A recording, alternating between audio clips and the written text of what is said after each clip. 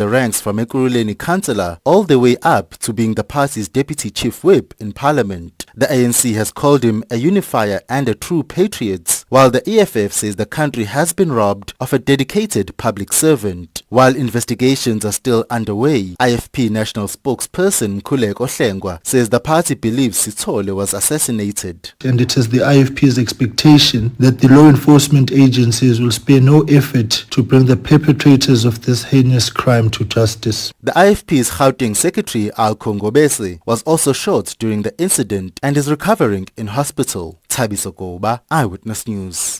The Gauteng Health Department says a high number of patients and load shedding are amongst reasons it has over 34,000 patients on its waiting list for surgeries at public hospitals.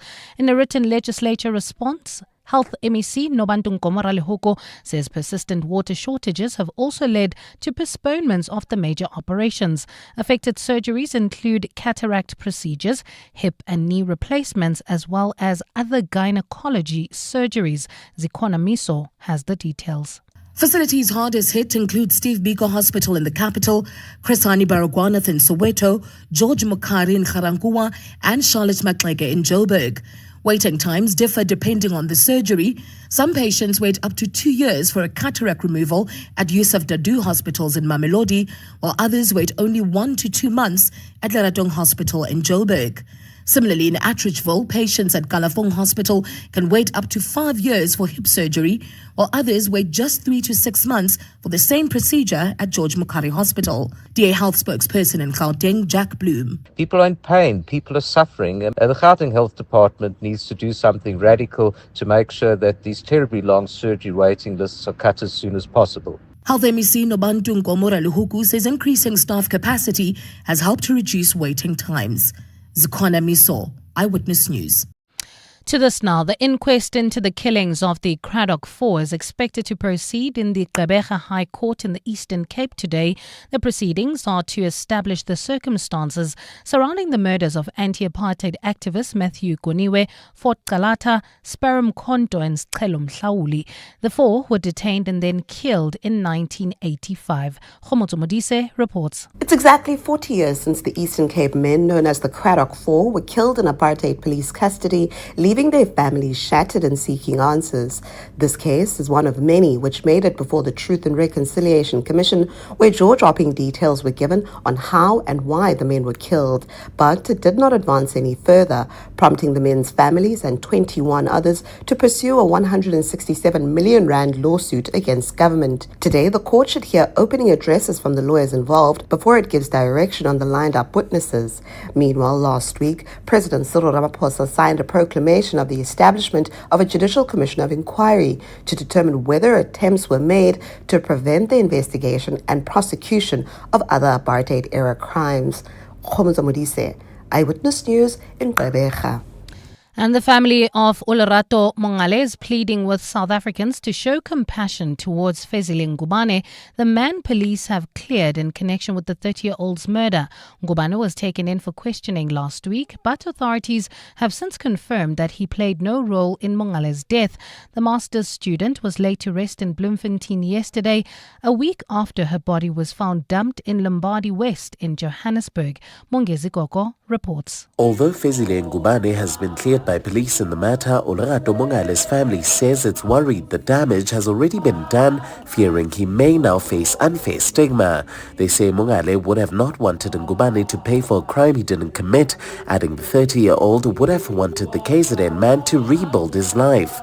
The Mongale family says Nkabane is a casualty, adding they believe Olerato fought for justice from beyond the grave.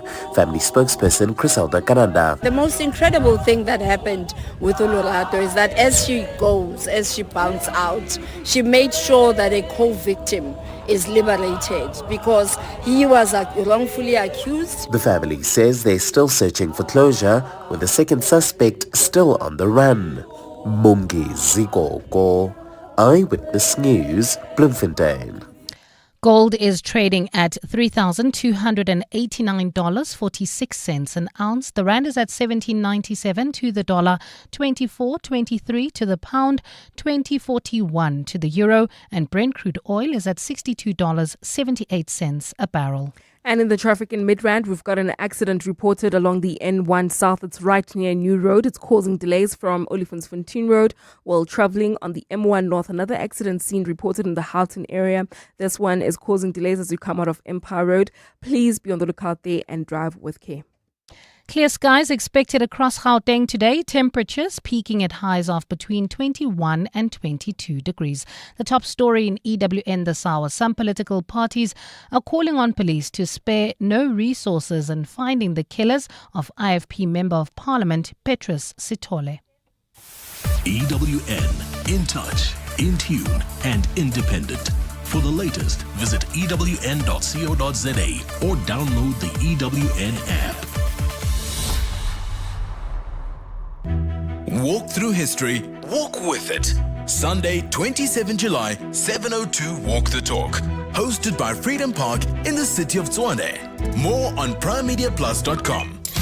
7:02. Live On the Prime Media Plus app. DSTV channel 856 92.7 and 106 FM.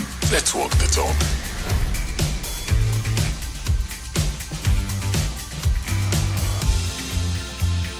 Good morning to you and you and you. It's 7 minutes past 9. I'm Tshidi Madia standing in for Clement Manyathela this week. I really desperately wanted to open this show by screaming Kabuyelo, but alas, it was not to be. It's another Monday morning. I hope it's off to a good start for you at least. I was really sad for the Downs. I wanted Sundowns to win last night. I watched the game. I think I'm tired because I watched the game and I was left depressed by the game. I was definitely angry with Grant Kekana because I think that not clearing of the ball then, right, cost us. I definitely had questions about Themba Zwane, and I saw some of you also echoing the sentiments on social media. I want to hear your thoughts about that match. I saw a lot of people unhappy about the coach. Also, if you are a Kaizer Chiefs fan, let me tell you now, you are celebrating what happened to the Pyramids win. Hi, man, Lapora. I was so irritated by the Kaizer Chiefs fans last night. I'll share more of my thoughts on that during the open line. And of course, as per usual, we kick off with the open line as per every day. So, and then between 10 and 10:30, we look at a story from the Northwest where Matric papers are now costing the education department more than 100 million rand. This is a jump from 30 million rand. We want to understand, how is this happening? Why is this happening? What is it that's been included in that package that it costs so much more to print Matric papers in the year 2025? Between 10:30 and 11, we look at the issue of the Tiamo Trust. Thousands of gold miners are suffering from serious lung diseases such as silicosis and TB, are yet to be paid the compensation they were promised despite applying to the trust. At 11 o'clock, it's the Family Matters feature. We discuss body image in children. How do you help your kids gain a positive body image, especially in this era of social media? I'm hoping there to hear a lot of stories and experiences from parents. And of course, the lines are open throughout the show. Just give us a ring on 011-883-0702, or you can send WhatsApps and voice notes to 072-702-1702. 7:02. Let's walk the talk on 92.7 and 106 FM. My heart, like I said, bleeds. Like yalla for my Sandawana.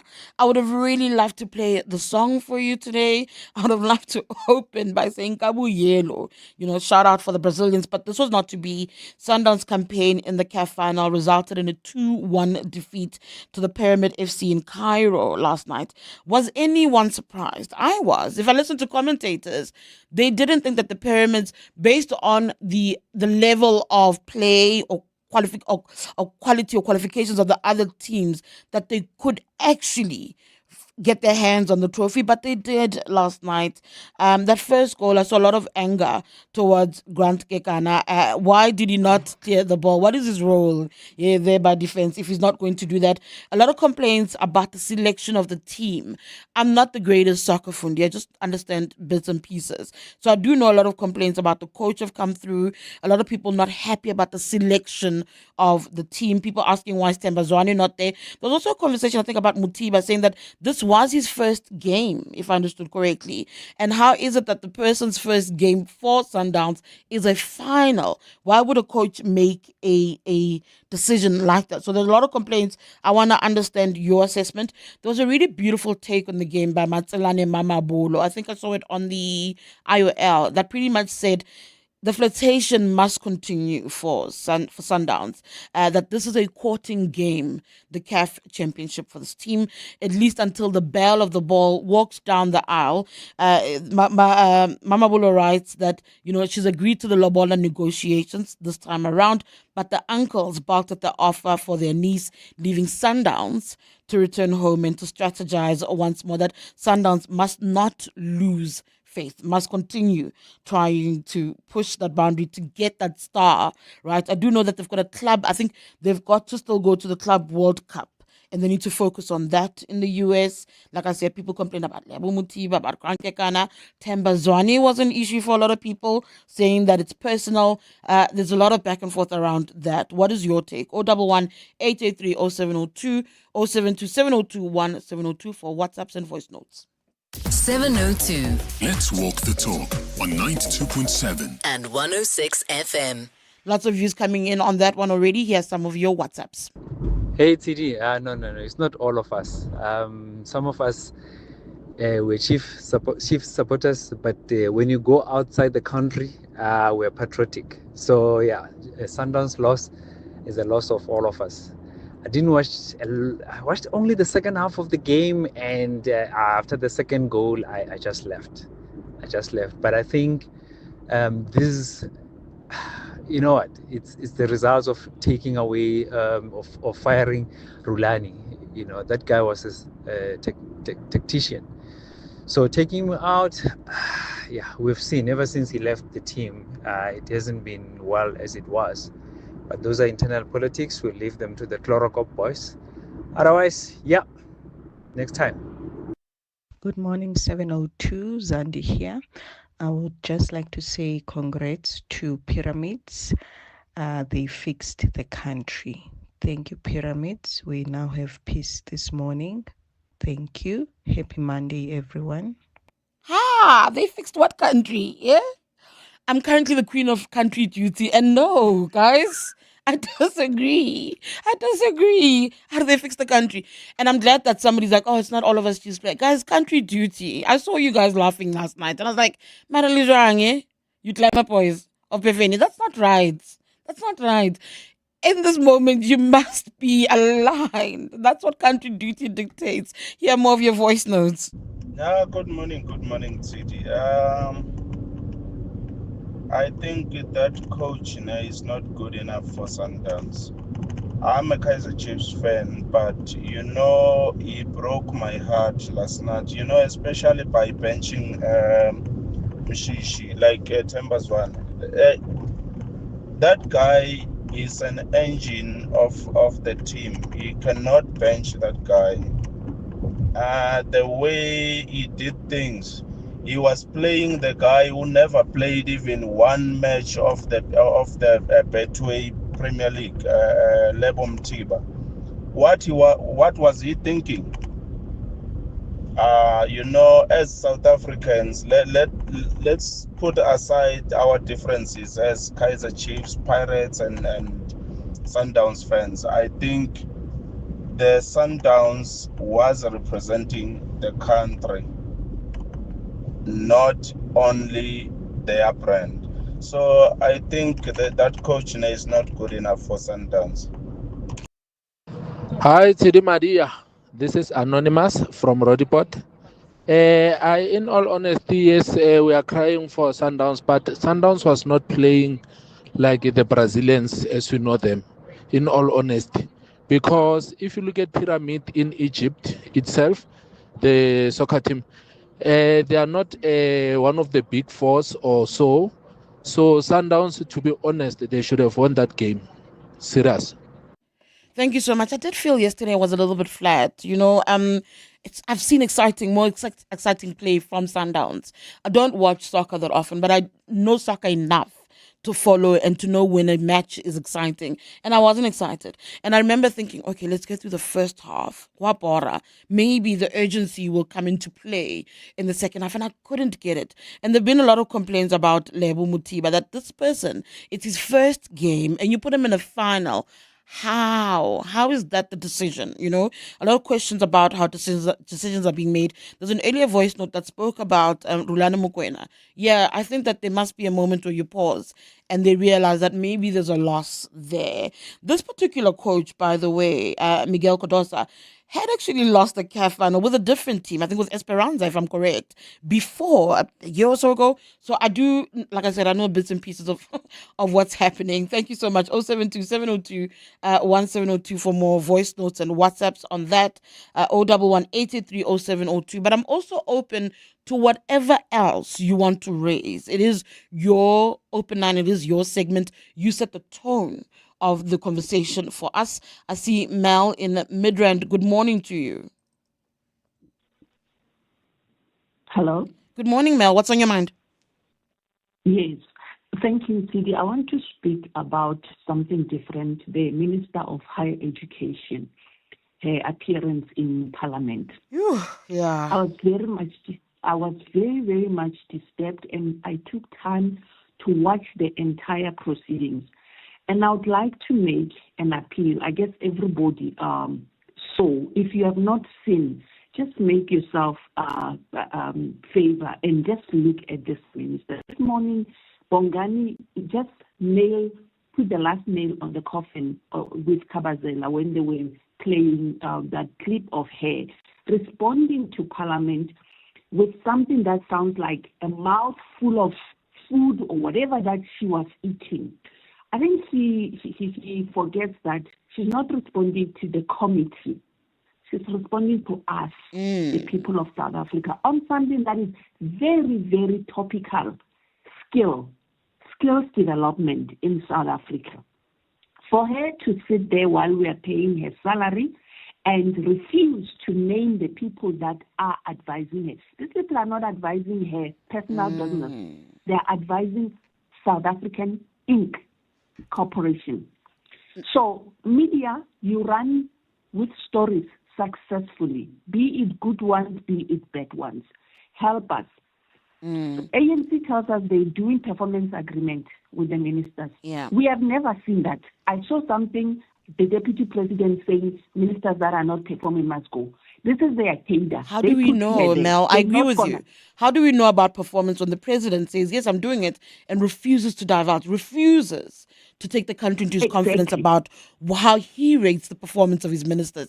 Thank you so much, Mel. So, let's take it into our hands, Tshidi. You as a media, help us. How do we show an example with ministers such as this one of education? Do a petition to say the minister must go. Honestly, she disrespected us as the Republic of South Africa. I don't know how we can do that, but please, let's start it. Let's show an example with these arrogant ministers of ANC. Mel, thank you so much. That's Mel out in Midrand. I think you taking to the platform to also air your views is part and parcel of how you hold them responsible, that they know how people feel. And hopefully that's the kind of pressure that is required in holding these people, these ministers accountable. Why it has to be like this, I actually don't know. She's taken to social media last night to try and defend herself. If you missed that clip, that's got everybody upset about the way she carried herself when she eventually appeared in Parliament. Remember, there was the issue about the CETA boards where you had ANC-riddled boards across the board itself being appointed and people questioning how this happened. So she had to be hauled before the Higher Education Committee, and the clip that appears to have gone viral is where she looks like she's chewing gum. I'm not sure what's going on, but take a short listen. If you missed it this morning, Bongani played it. Just take a quick listen to that engagement between her and Nobuhle Nkabane, the Higher Education Chairperson. What makes in your own view, Minister, what makes a person credible? When you say this one, Tebogo chair is credible or is not credible, what makes him credible in your own view? Minister? What makes a person credible, Chair, is exactly how it is defined when you Google by encyclopedia, you'll see what it means. It's exactly that. You are not going to answer us.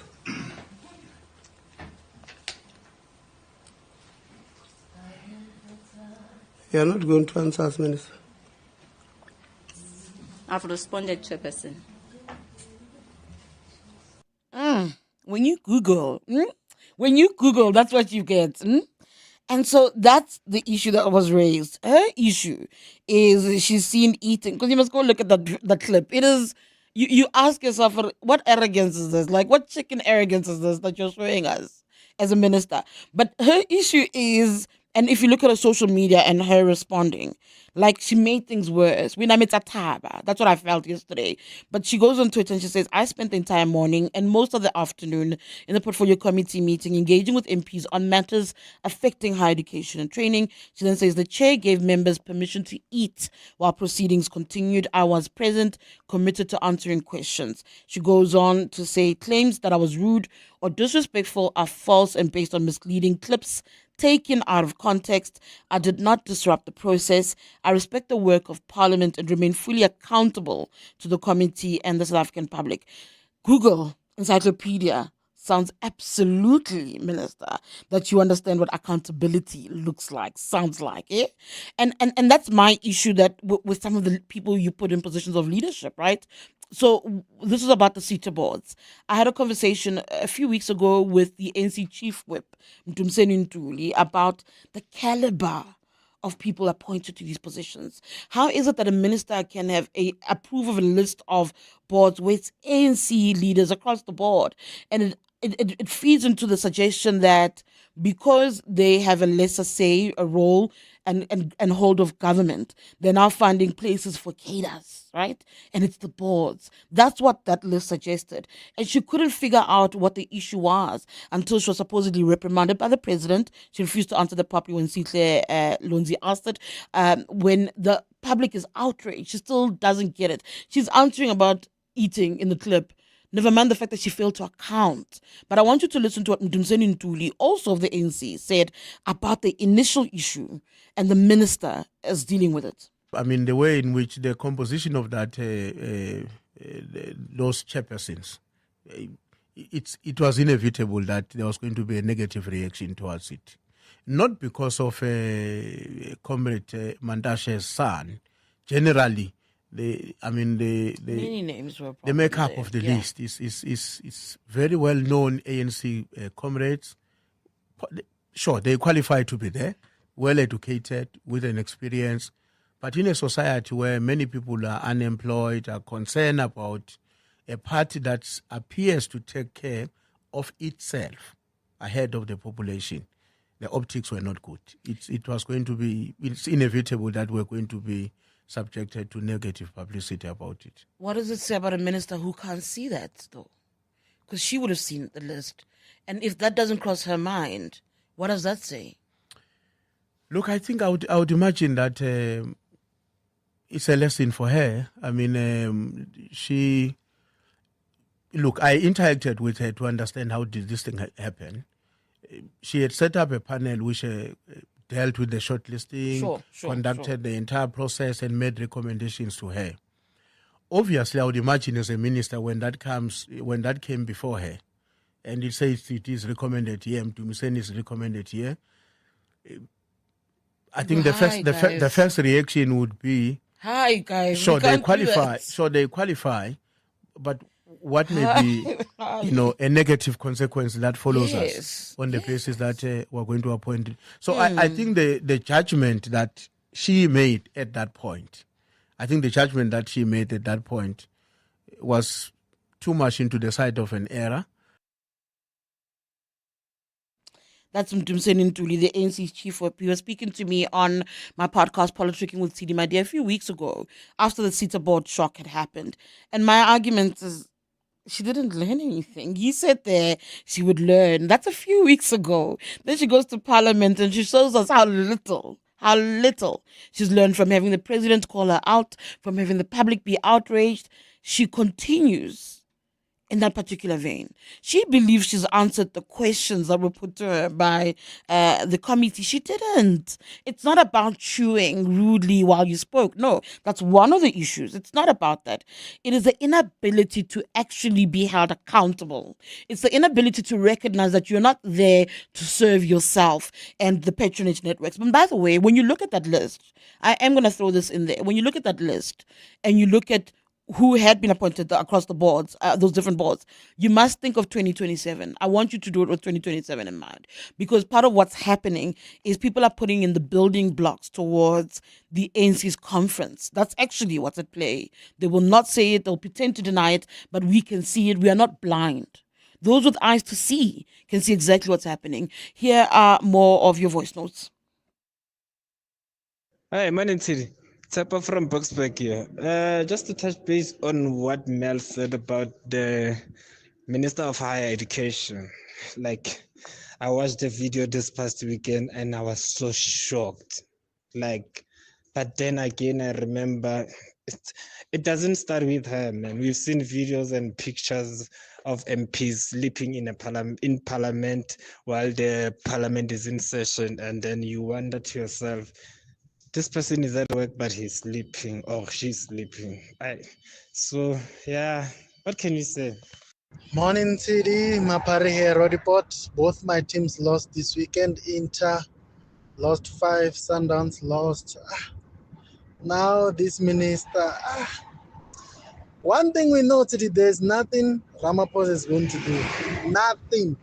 That's what happens when no consequences at all. She knows her. Brazil, Teddy, cupcake, not gonna do anything. So, what's the point of answering? Google. Hi, morning, Tshidi. You know, immediately when I saw that clip of that minister, immediately to my mind came the COVID era. You know, I remembered that premier from Mpumalanga, you know, during COVID, where they were with the former deputy president, Mabuza. You know, the woman went up to the podium, sauntering, showing off her new hairstyle, her makeup, you know, all the things, disregarding the use of, what do you call it again, mask. And, you know, up to this date, that thing was just brushed off, you know, it was a non-event. Because why? Like Suprema Humapelo once said, appointed a minister in South Africa or a position of leadership, you are just as good as king. Whatever you do, people shouldn't, you know, question. That's the rub of the matter. Rob. Thank you so much, Rob, for that. And that's an important point to raise, right? One of the voice notes saying, Daddy Cyril, Daddy Cupcake won't do anything. I don't think it should be that. And I think there's a WhatsApp here, because people keep saying, oh, we shouldn't be surprised. That's how they've always behaved. But I think this WhatsApp from Jabli Sile from Midrand speaks to what I now am understanding. Says, ANC minister still arrogant after falling below 50%. They feel so entitled to positions, yet very incompetent. We are going to punish them again in next year's elections. That's why one would hope that ministers would have behaved better, differently even. Because you know what? You are in politics not for nothing. But what do you do with it? What do you do with it? And for me, it's not about the politics per se. It's about understanding that you are servicing people, right? I know I am pushing it, but I want to play one quick one before I go to news. This is the ANC we are dealing with. This is the ANC minister we are talking about here, Minister of Higher Education. So, sorry, the ANC will do anything in its power, I think, to poke its fingers into the eyes of the Republic and make sure that they just destroy our reputation. I don't know why they have that mindset. Thanks, Tshidi. Thabo Bertrand. Thank you so much. By the way, I'm not saying all ministers are bad, all ANC ministers are bad, but what we are seeing in the higher education minister cannot be the example of what to be. Dr. Nobuhle Nkabane, even her explanations are very removed from what her role is meant to be. Very soon, trust, she will not be able to set foot in those institutions of higher learning. A lot of people have been saying that to me. A few of my friends saying this attitude is going to lead to this woman not being allowed on those grounds. Students are not going to want to hear from this woman, and I wouldn't blame them at all. I'm a little bit late, but here's Mbali with your headlines. Thanks, Tshidi. A very good morning. Rand Water has confirmed that its massive maintenance project is on track. The bulk water supplier began servicing its systems last week, resulting in disruptions across Gauteng. Water tankers have been deployed to various parts of the province in order to service the affected communities. After being mistakenly named as a suspect in the murder of Olerato Mongale, Fezile Nkabane has vowed to turn his life around. Following the killing of Mongale, police released a picture of Nkabane, branding him as a wanted suspect. And some political parties are calling on police to spare no resources in finding the killers of IFP Member of Parliament Petrus Sithole. Sithole was killed on Saturday evening during a meeting with the party's members at the Buyafuthi hostel in Katlehong in the east of Johannesburg. Those are the headlines. This EWN and more at 10 or as it happens. EWN Traffic. This EWN Traffic is brought to you by cars.co.za. Let's find what moves you. Karabo, what's happening on the roads? Well, Tshidi, at this stage, if you're in the Midrand area heading towards Sandton, that's leaving Centurion, there's bumper-to-bumper traffic. N1 southbound, that's between Samrand and New Road, so please try and find alternative routes. Rather use Old Pretoria Road or the R55 as alternatives. There's also slow-moving traffic. That's if you are traveling through the Danefern Fourways area on Winnie Mandela Drive between Erling and Uranium. There's also slow-moving traffic if you're heading towards the intersection of Edenville on Modderfontein Road and Van Riebeck. Traffic lights also out of order in Midrand at Olifantsfontein Road in the N1. If you come across any other traffic issues, please SMS us on 31702. We are also on X at EWN Traffic. There's more EWN on air, online, and on the EWN app. Do you want to buy a Honda? Cars.co.za. Toyota or Mahindra? Cars.co.za. Do you want to sell a Cherry? Cars.co.za. Suzuki or Mercedes? Cars.co.za. Polo, Kia, Mitsubishi, Havel, Hyundai, Lamborghini. Buy and sell, it's very easy. All you got to do is type Cars.co.za. Cars.co.za. Cars.co.za. Let's find what moves you. Cars.co.za. Cars.co.za. Time to get Avolicious, because they're just so nutritious. From delectable toast to fab salads, everybody loves Avos because they're super versatile. Plus, they're high in heart-healthy fats, vitamin K, and biotin, free from cholesterol and sodium, and can form part of a successful energy-controlled diet for weight management. And remember, green skin Avos remain green, while dark skin Avos turn purple-black when ripe. For Avolicious recipes and more info about the South African Avocado Growers Association, visit avocado.co.za. In times like these, everyone is looking to save wherever they can. But you don't have to be a detective to know that with Outsurance, you could be saving big on your car insurance. Hear it from real Outsurance client Marius. The great big saving that I've got, 765 Rand, 27% a month on my premium. It's so quick and easy to swap over. I am part of the Outsurance family. It's a no-brainer. SMS out to 45142. That's out to 45142. Saving on car insurance makes you feel like a winner. And the best part is, if Outsurance can't beat your car insurance premium, ask them for 500 Rand cash. And make that 1,500 Rand cash if you've been claim-free and with the same insurer for 3 years. SMS out to 45142. That's out to 45142. With Outsurance, you always get something out. A licensed insurer and FSP. T's and C's online. Want to feel free in a fun little Fiat? Maybe you'd rather wave hello from your new Renault, or be adored in your fancy Ford. Perhaps the cure is getting a Jetour, or feeling nothing but glee in your Mitsubishi. Whichever car starts your party, you are bound to find it at Bidvest McCarthy. We have all these brands and so much more. You're guaranteed to find what you're looking for. Bidvest McCarthy. Our people deliver. Always. Some walks are just for exercise, others for leisure. But this walk is for something greater. It's team building. This July, you won't just take a step, you'll take a stand. You'll walk through history.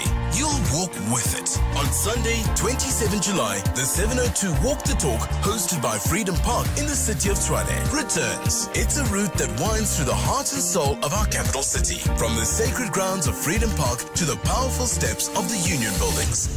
Choose the 8-kilometer for those walking strong, the 6.7 kilometer in honor of Mandela Month, or the 4-kilometer for families and first-timers. Entries are 360 Rand for adults, 200 Rand for children under 12. Enter now on primemediaplus.com. 702 Walk the Talk, hosted by Freedom Park in the city of Tshwane, is where footsteps become footprints. 702. Let's walk the talk on 92.7 and 106 FM. 9:36, you listen to the Clement Manyathela Show. Tshidi Madia in for Clement this week. So if you've been listening to the bulletins, there's a lot of talk about a tragic incident that's happened involving an MP of the IFP.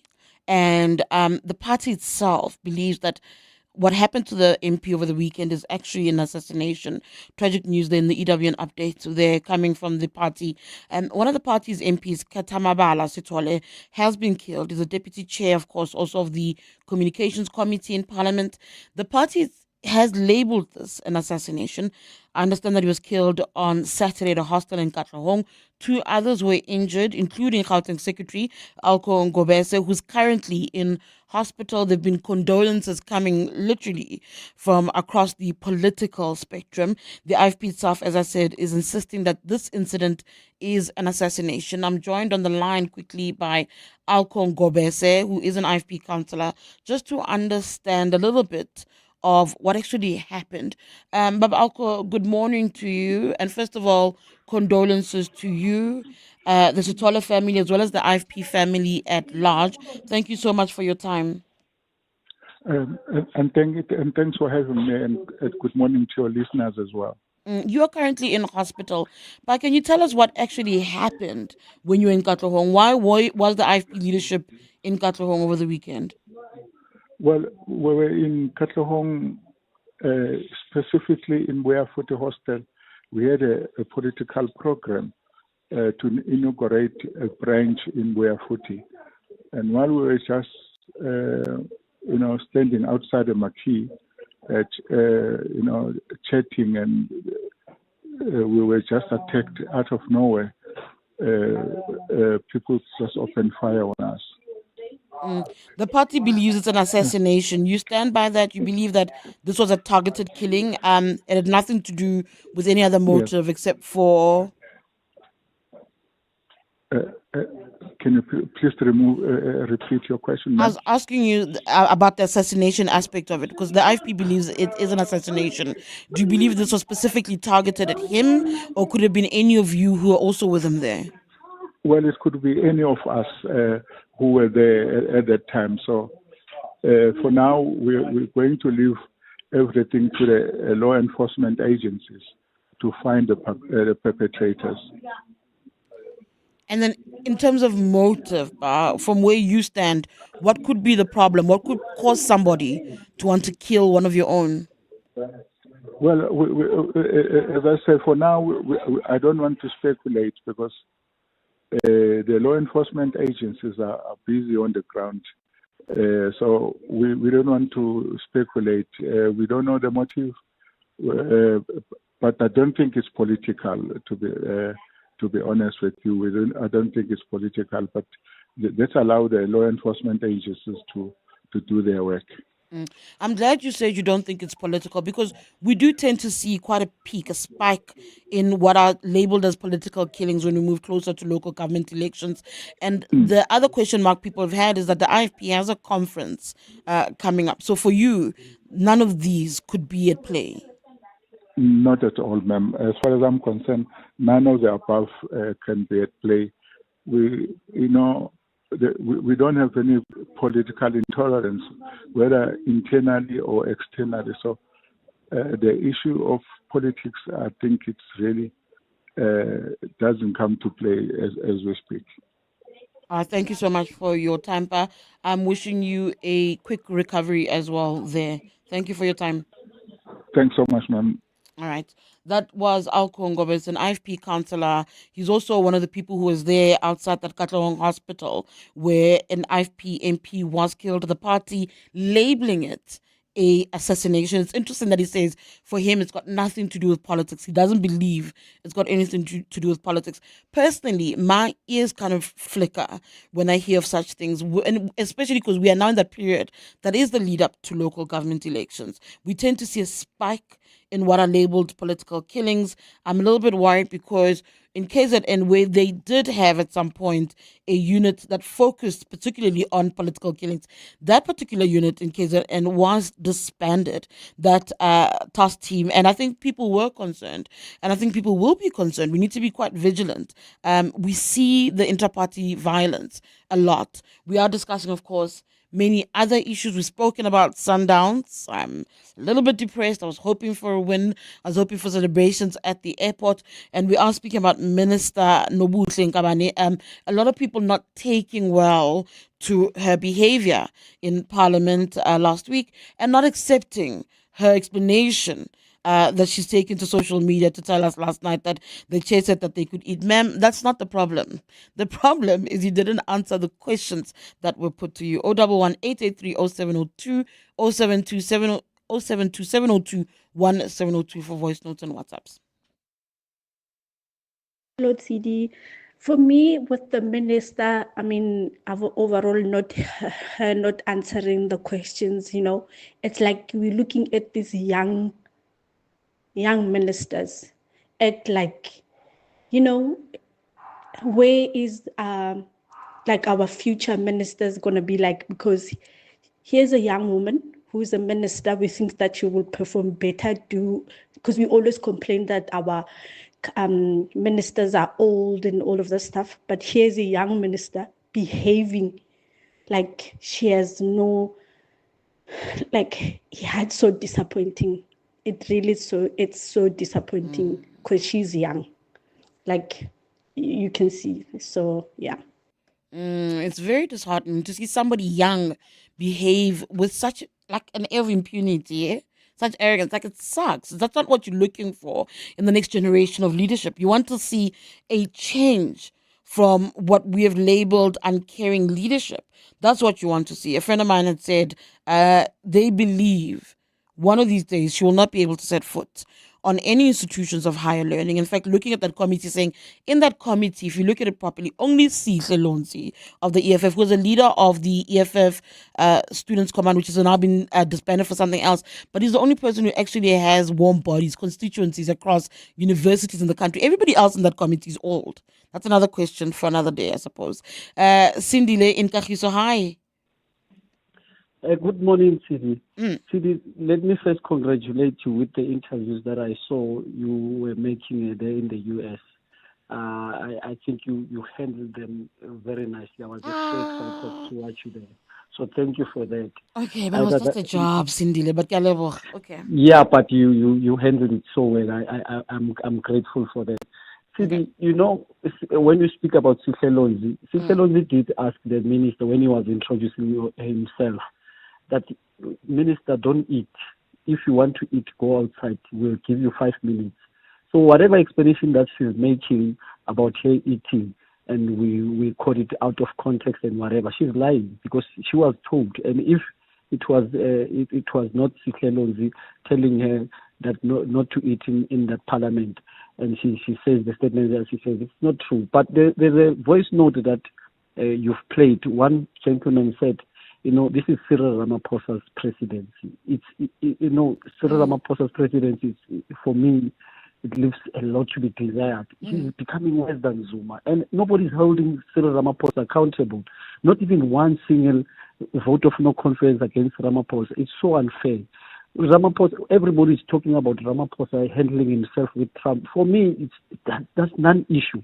What is happening in this country? They were glorifying crime, as if now genocide, because we are defending genocide, now we're glorifying crime. That's why we have ministers like this who can just simply say Google.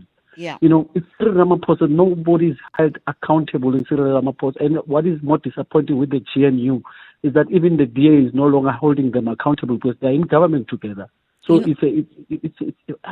seriously. Yeah, Cindy, you know what you're raising about the president, because it is an indictment on the president. They serve at the behest of the president. And so what he does in holding them accountable, even in the public domain, it's one thing to say, yes, the boards, that process had to be started over because of the president's intervention and how angry he is. But that's not communicated to us publicly. So you don't know what he is doing and not doing to hold these ministers accountable. The fact that he won't share those performance reviews with us is a massive problem for me. And the domestic issues are what matters. You've gone to the world, put on a global scale that there's a problem in the country of crime. Across the board, everybody accepts it. But what is the strategy? You come back.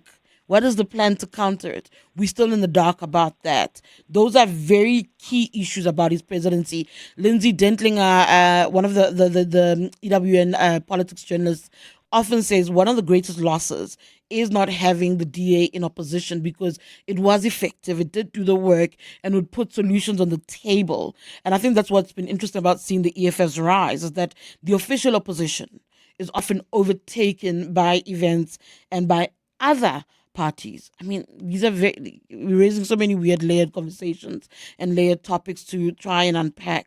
But all of that, and I do think even the president must know, the performance of the ministers, that's an indictment on him. Absolutely. Thank you so much for that. Here are more of your voice notes. Morning, Tshidi. It was total disrespect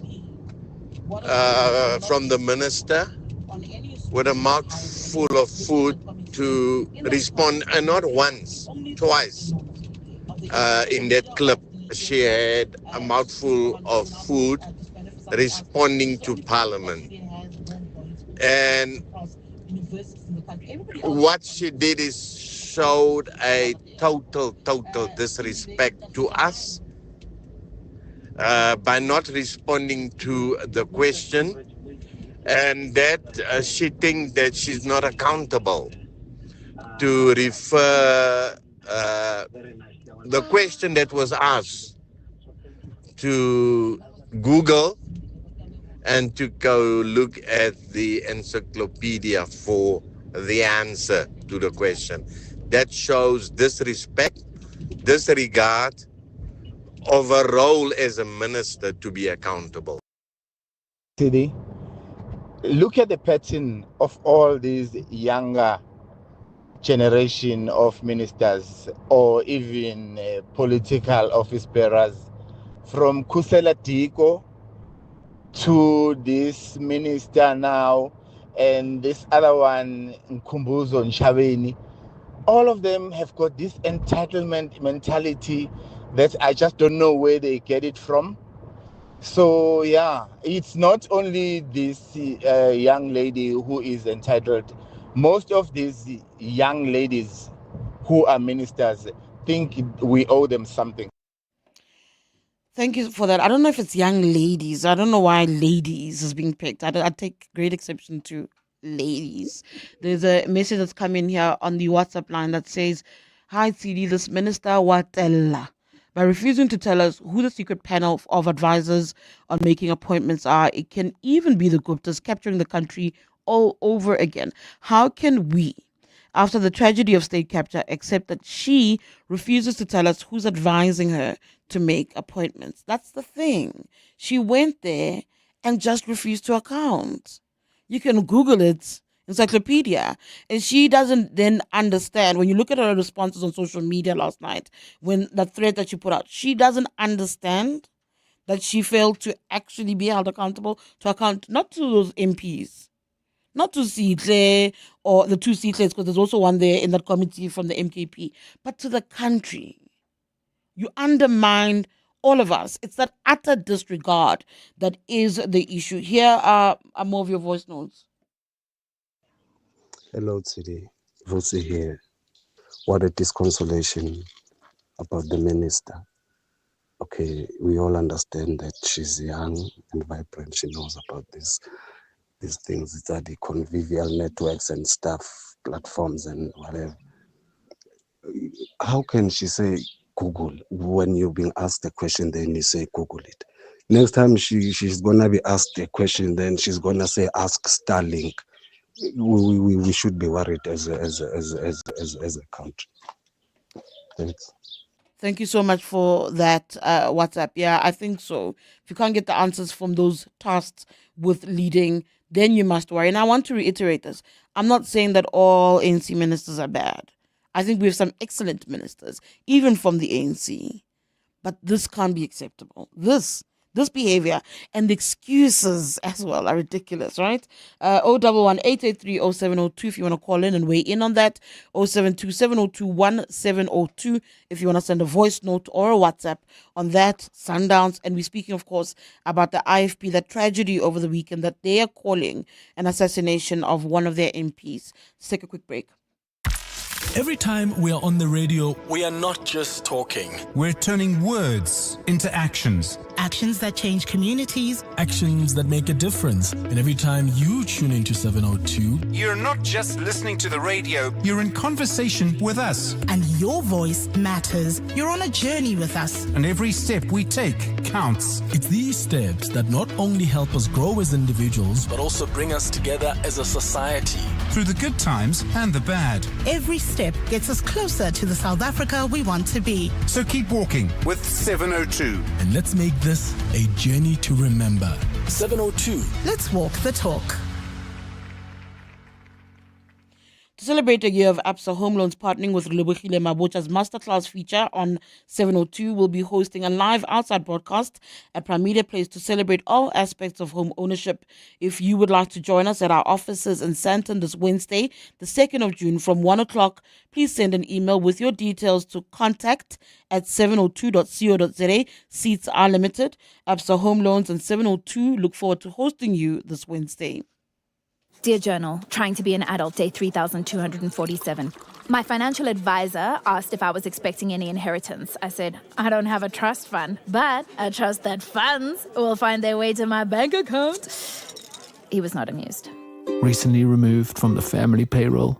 Get covered at pineapple.co.za. It's like 570 Rand a month, so it's 100% the insurance for you. Underwritten by Old Mutual Alternative Risk Transfer Insurer Limited, licensed non-life insurer and authorized FSP. Premiums are risk profile dependent. Hollywood Bets is bringing you a bounty of prizes with Spina Zonke prize drops. Gear up to unravel an endless supply of treasures and claim fantastic riches with a chance to win an amazing share of 2.5 million Rand in cash and prizes. All you have to do is bet 2 Rand or more on selected pragmatic play games on Mondays, Tuesdays and Thursdays between 12:30 p.m. and 10:30 p.m. Feel the ultimate thrill when you log in for a spin and bet now. T's and C's apply. Hollywood Sportsbook is a licensed betting operator. Hollywood Bet supports responsible gambling. No persons under the age of 18 years are permitted to gamble. Winners know when to stop. South African Responsible Gambling Foundation toll-free counselling line 0800 006 008 or WhatsApp help to 076 675 0710. As a business owner, I've noticed how being energy efficient has improved my savings and the growth of my business. You too can improve your margins by adopting energy efficient behaviors. Simply switch to energy saving lighting, switch off non-essential equipment, and maintain HVAC systems. These are some of the ways you can use electricity wisely to see your business soar, as well as contribute to a greener planet. Just like every Rand counts, every kilowatt counts. Let's use electricity wisely. Eskom. Infrastructure connects economies, finance powers the vision.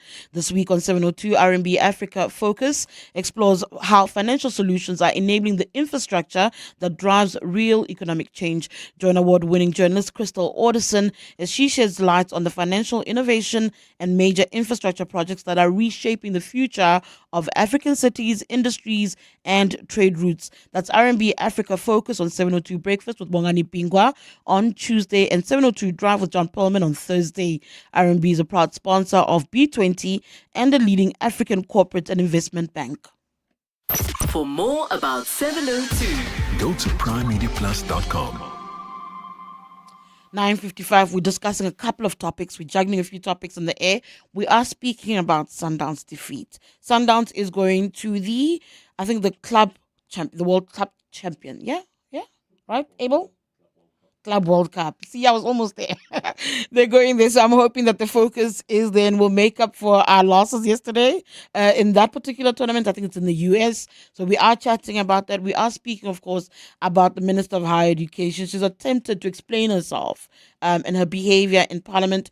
Dr. Nobuhle Nkabane. A lot of people not convinced, people complaining about her arrogance. And of course, the story coming out of the IFP this weekend where one of their MPs was what they believe assassinated while in Katlehong.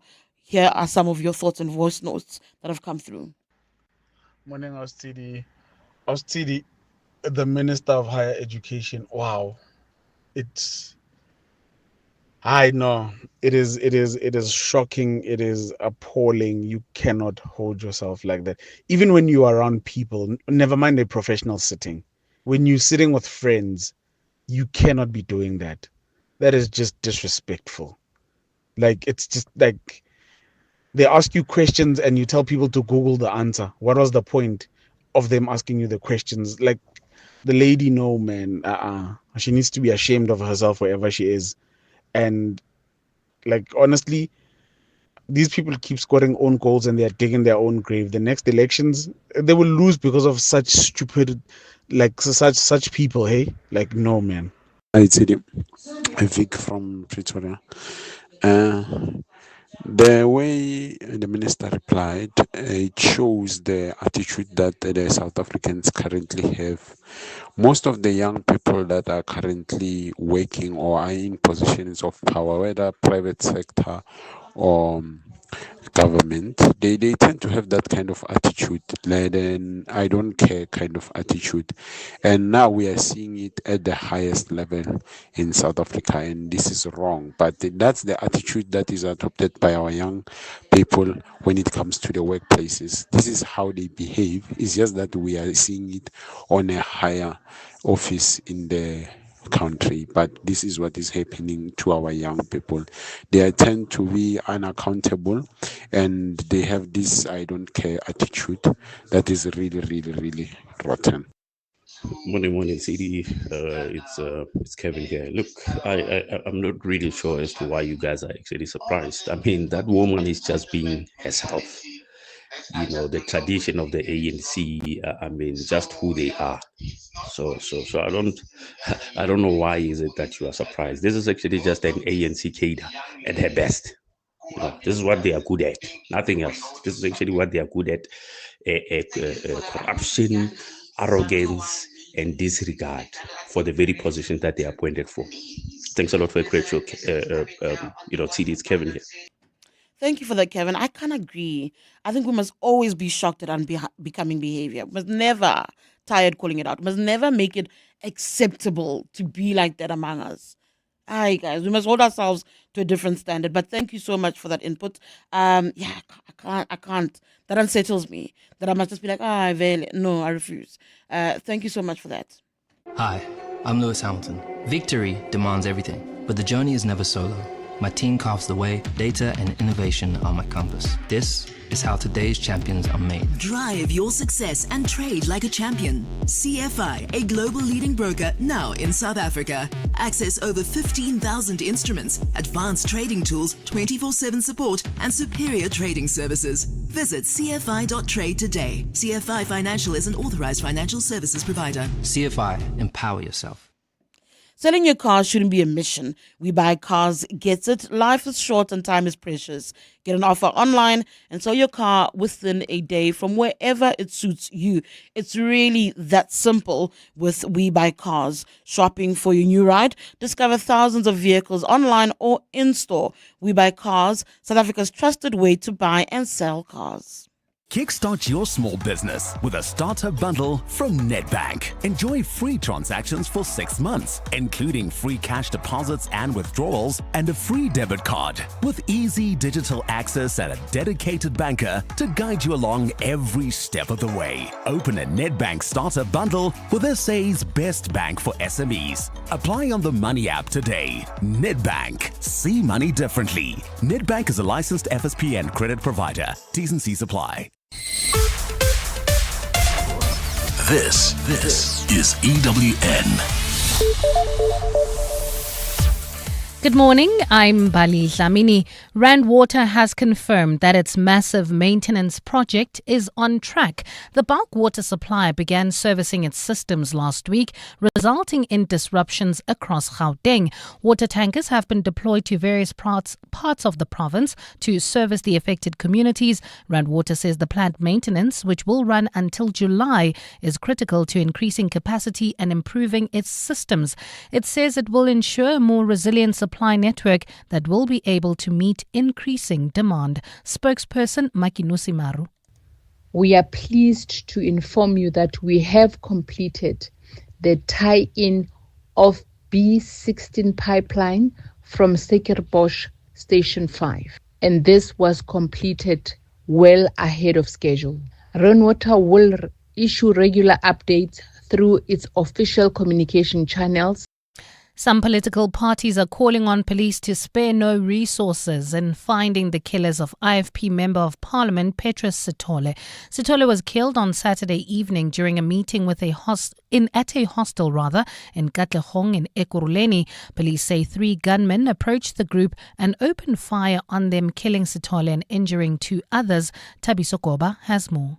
Fondly known as KP in political circles, Petrus Sithole has been described as a politician who dedicated much of his 60 years to public service. He joined the IFP as a young man, rising through the ranks from Ekurhuleni councillor all the way up to being the party's deputy chief whip in parliament. The ANC has called him a unifier and a true patriot, while the EFF says the country has been robbed of a dedicated public servant. While investigations are still underway, IFP national spokesperson says the party believes Sithole was assassinated. And it is the IFP's expectation that the law enforcement agencies will spare no effort to bring the perpetrators of this heinous crime to justice. The IFP's Gauteng secretary Al Kongobese was also shot during the incident and is recovering in hospital. Thabiso Goba, Eyewitness News.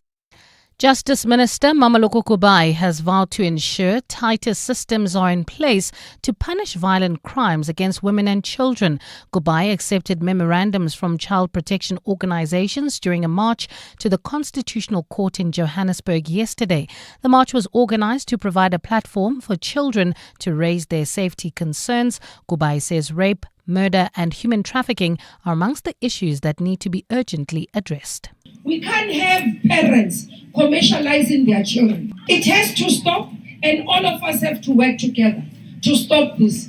So we are saying from our side, we'll continue to do and improve the systems. And in Paris, an investigation is underway to determine the circumstances which led to clashes linked to the Champions League final result. This after 2 people were killed and hundreds arrested during celebrations across France after Paris Saint-Germain won the title. In the southwest town of Dax, a 17-year-old boy died after being stabbed in the chest. Fireworks were set off, bus shelters were smashed, and cars torched amongst the wild celebrations. Gold is trading at $3,356.66 an ounce. The rand is at 17.92 to the dollar, 24.28 to the pound, 20.46 to the euro, and Brent crude oil is at $62.78 a barrel. Well, at this stage in the Midrand area, there's bumper-to-bumper traffic if you're heading towards Sandton on the N1 southbound between Samrand and New Road due to an earlier accident. While in Lone Hill, there's also slow-moving traffic on Lone Hill Boulevard. That's between Witkoppen Road and Main Road. And look out for those faulty traffic lights in the Rand Park Ridge area at Beyers Naudé and the N1. Clear skies expected across Gauteng today. Temperatures peaking at highs of between 21 and 22 degrees. The top story in EWN, Rand Water has confirmed that its massive maintenance project is currently on track. EWN, in touch, in tune, and independent. For the latest, visit ewn.co.za or download the EWN app. Choose the 8 kilometer for those walking strong, the 6.7 kilometer in honor of Mandela Month, or the 4 kilometer for families and first timers in 702's Walk the Talk. Tickets on primemediaplus.com. 702. Live on the Prime Media Plus app. DSTV channel 856. 92.7 and 106 FM. Let's walk the talk.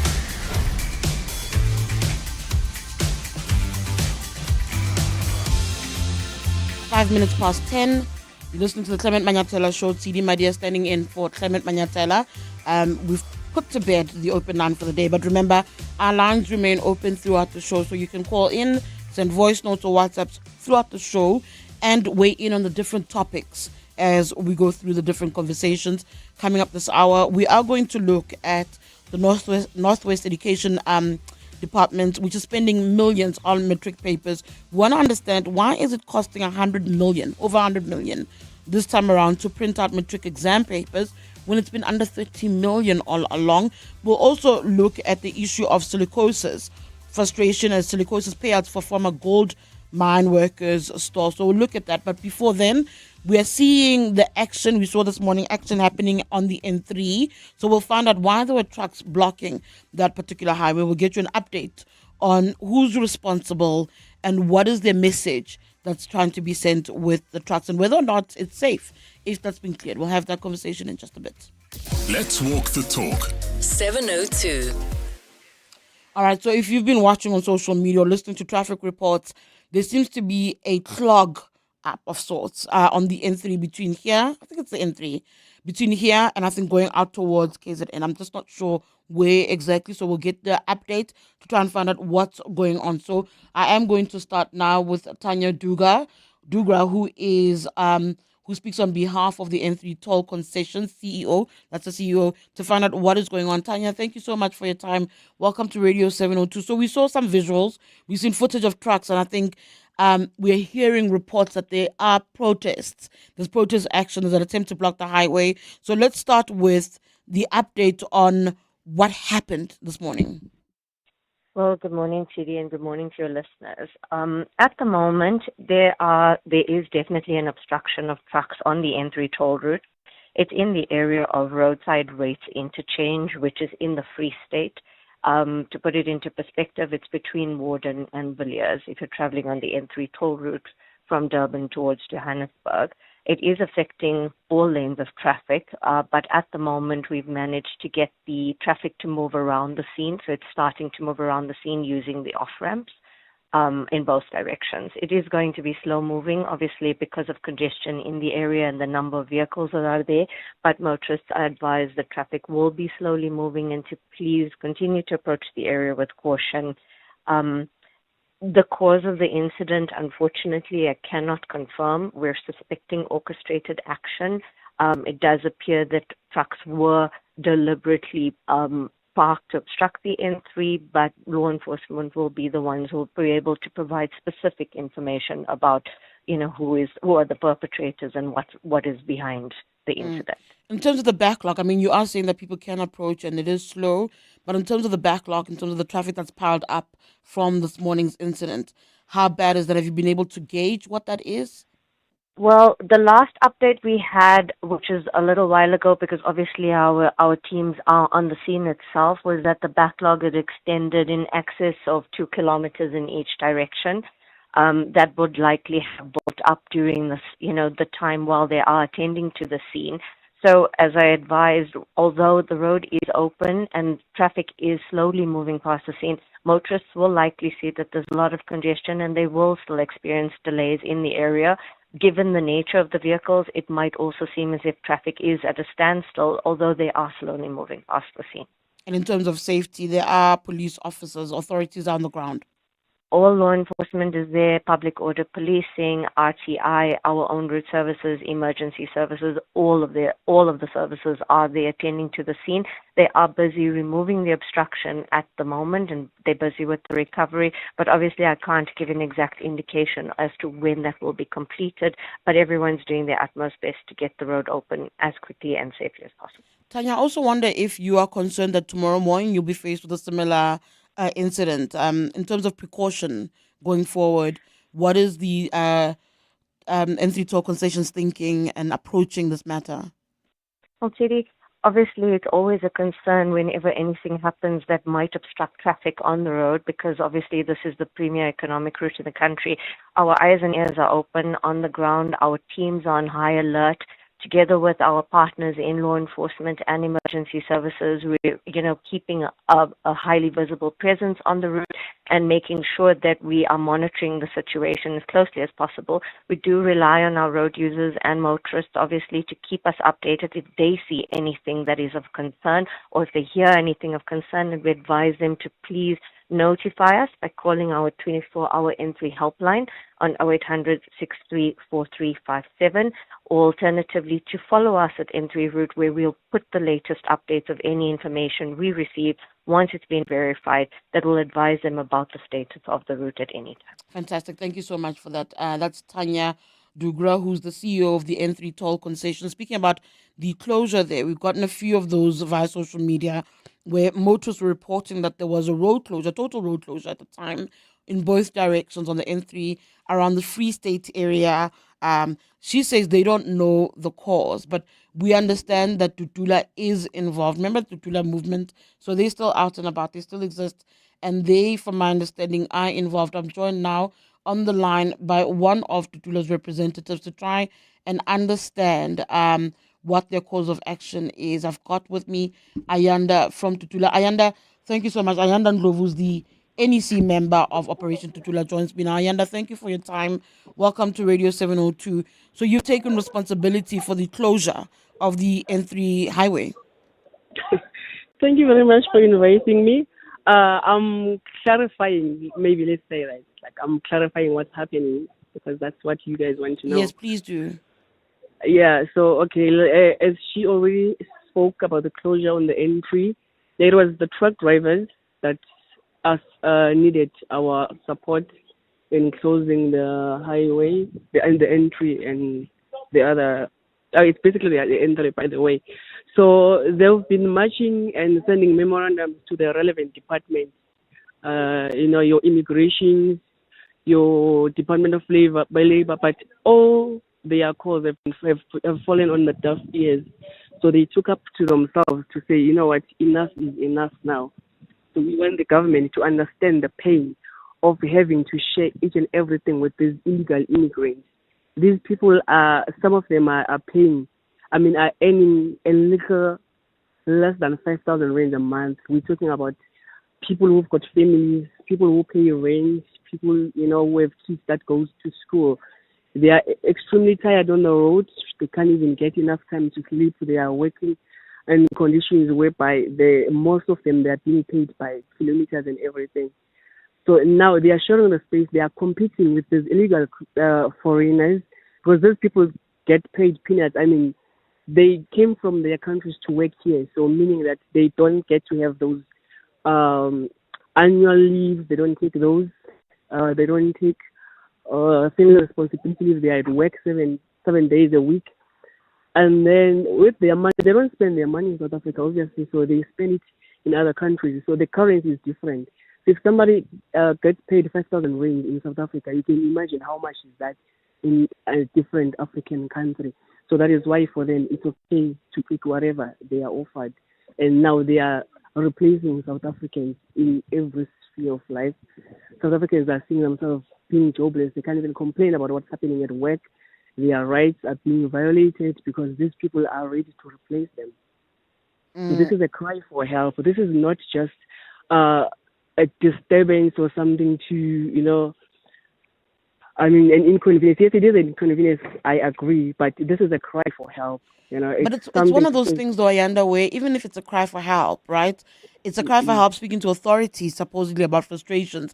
But the consequences that it has on the South Africans that you claim to care for are also quite dire. When people can't move on a network like the N3, that kind of disruption that ultimately affects bottom line and how even day-to-day South Africans live, that is a factor. Those kind of considerations that actually show very little regard for the people you claim to be defending. No, the people that we are defending know about this. The people you're defending are supposedly everyday South Africans. They too then get affected by such. Yes, they are, and they were here. Those are most of them are truck drivers. So obviously, we couldn't get anyone from the location, meaning that we didn't really mean to cause more harm than we did. But obviously, you have to break a few eggs to make an omelette. So some things we can't really. Some things have to happen, because they've been saying the same thing to the government. Nobody cares about South Africans. Who is the voice for South Africans? What is it that they are supposed to do in order for them to be heard? So are you satisfied with today's demonstration, today's action? Do you think enough has been done to send a message and to get people to the table to hear you out? It's not enough because we don't even know what is it that it will take for them to come. So we'll try whatever it takes. We don't know if they will come even today because we tried. We were hoping they would come, but nobody came. So to show that we didn't do this just to, inconvenience everybody for the whole day, we were able to get off the road and then cars are moving right now. But we are busy, we are pleading with this government. Why are South Africans being made second-class citizens in their own country? There are no wars in the African countries. We've got refugees that come to South Africa and go home during Easter holidays. They come back, they go home June holidays, they go home September holidays. Like, what is that? Why are South Africans not being taken care of? So they were losing jobs, they're losing houses, they're losing everything. No, I hear the frustration. I think that the frustrations I under are certainly shared across the board. The frustrations are about what's happening. But remember, also, the issues that Tutuila have, and this is my constant take on Tutuila, is that the issue that you're raising is actually not the core issue. The issue is actually in governance. I always say that. And you said to me that even despite today's action, there's no guarantee, there's been no action, there's no suggestion that they will go to the table with you. Then I have to ask you what happens next. Tomorrow morning, hold on, let me finish. Tomorrow morning, do you go back to the N3 and close it again? What is the way forward if they're not going to come to the table and talk to you? No, we'll try other measures. But eventually we'll get them to come and talk to us. Because we've been doing this, we went to all these departments, we went even to the United building. We've been writing memorandums, we've been writing lists of demands. What is it that we're supposed to do now? Okay, Ayanda, that's Ayanda Ndlovu, who is an Operation Tutuila NEC member, explaining the closure on the highway, on the N3 in the Free State area in both directions earlier on was completely closed. The N3 toll concessions, people saying that there's been a partial opening. You've got police officers on the ground. Ayanda saying that they're trying by all means to be heard, and this is just another way to be heard about the frustrations of truck drivers who feel that they are being edged out, in fact, of that particular industry, the unfair competition she speaks about, and the consequences, the impact. I always say, like, when you take action like closing the highway to prove a point, it doesn't just affect the government and authorities. It trickles down to the people you claim to protect, right? Does that make sense? So I think that's part and parcel of that. What are your thoughts about what Tutuila is saying? And the fact that it didn't last, I don't know if that also sends a message and speaks about the appetite or lack thereof for something like this. It's something that I'm trying to process and wrap my brain around. 011-883-0702 if you want to weigh in on that. 072-702-1702. That's our WhatsApp line, a voice note to share your thoughts on what's happening on the highway, and Tutuila's, they'll find other ways in trying to be heard. Bongani Bingwa, 702 Breakfast. Weekday mornings, 6 to 9. Olorato Mongale, a 30-year-old psychology student, was brutally murdered in May.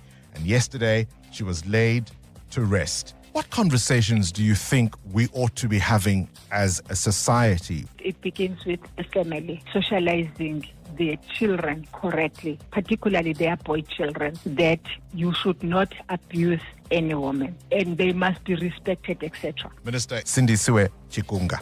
Bongani Bingwa, 6 to 9. On 702. To celebrate the year of Absa Home Loans partnering with Nobuhle Nkabane Masterclass feature, 702 will be hosting a live outside broadcast at Prime Media Place to celebrate all aspects of home ownership. If you'd like to join us at our offices in Santon this Wednesday, 2 June from 1 o'clock, please send an email with your details to contact@702.co.za. Seats are limited. Absa Home Loans and 702 look forward to hosting you this Wednesday.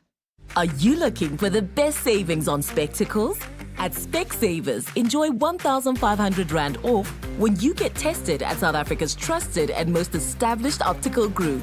Get 1,500 Rand off all frames in store, or use your 1,500 Rand off on our leading lens enhancements, such as drive light lenses that reduce artificial glare whilst driving.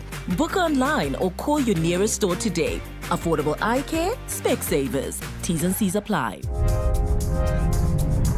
Feel the thunder. South Africa, the countdown is on. Saturday, 5th July, the Thunder of Hooves returns to Hollywood Bets Greyville Racecourse for the 129th running of the Hollywood Bets Durban July. Feel the pulse pounding horse racing action as the continent's top thoroughbreds race for glory. A vibrant celebration of culture, champions, and the pursuit of greatness. Who will take the title? Tickets are galloping away. Grab yours now at Ticket Pro. The Hollywood Bets Durban July, Africa's greatest horse racing and social event. Don't let colds and flu slow you down. Adcock Ingram Winter Warriors is here, your trusted defense against colds and flu symptoms. Be prepared for everything winter throws your way. Fight the pain and fever with Panado or Compro. Relieve your sore throat and coughs with Cepacol. And guard your immune system and gut with Gummy Vites and Probiflora. Adcock Ingram Winter Warriors. Your defense starts here. Ask your pharmacist about Adcock Ingram Winter Warriors. The Money Show. Weekday evenings at 6. You're also looking at other sort of green shoots as well, looking at Dis-Chem Life. This is a very interesting area that you've gone into. What we actually were chasing was this concept of bidirectional integrated metrics, which essentially is how you use your existing retail assets, so the pharmacy, the clinic, the front shop, retail stores that we have, and how we use those assets to drive return generation into the financial services space and vice versa. Roy Morais, CEO at Dis-Chem. The Money Show On 702. Let's walk the talk.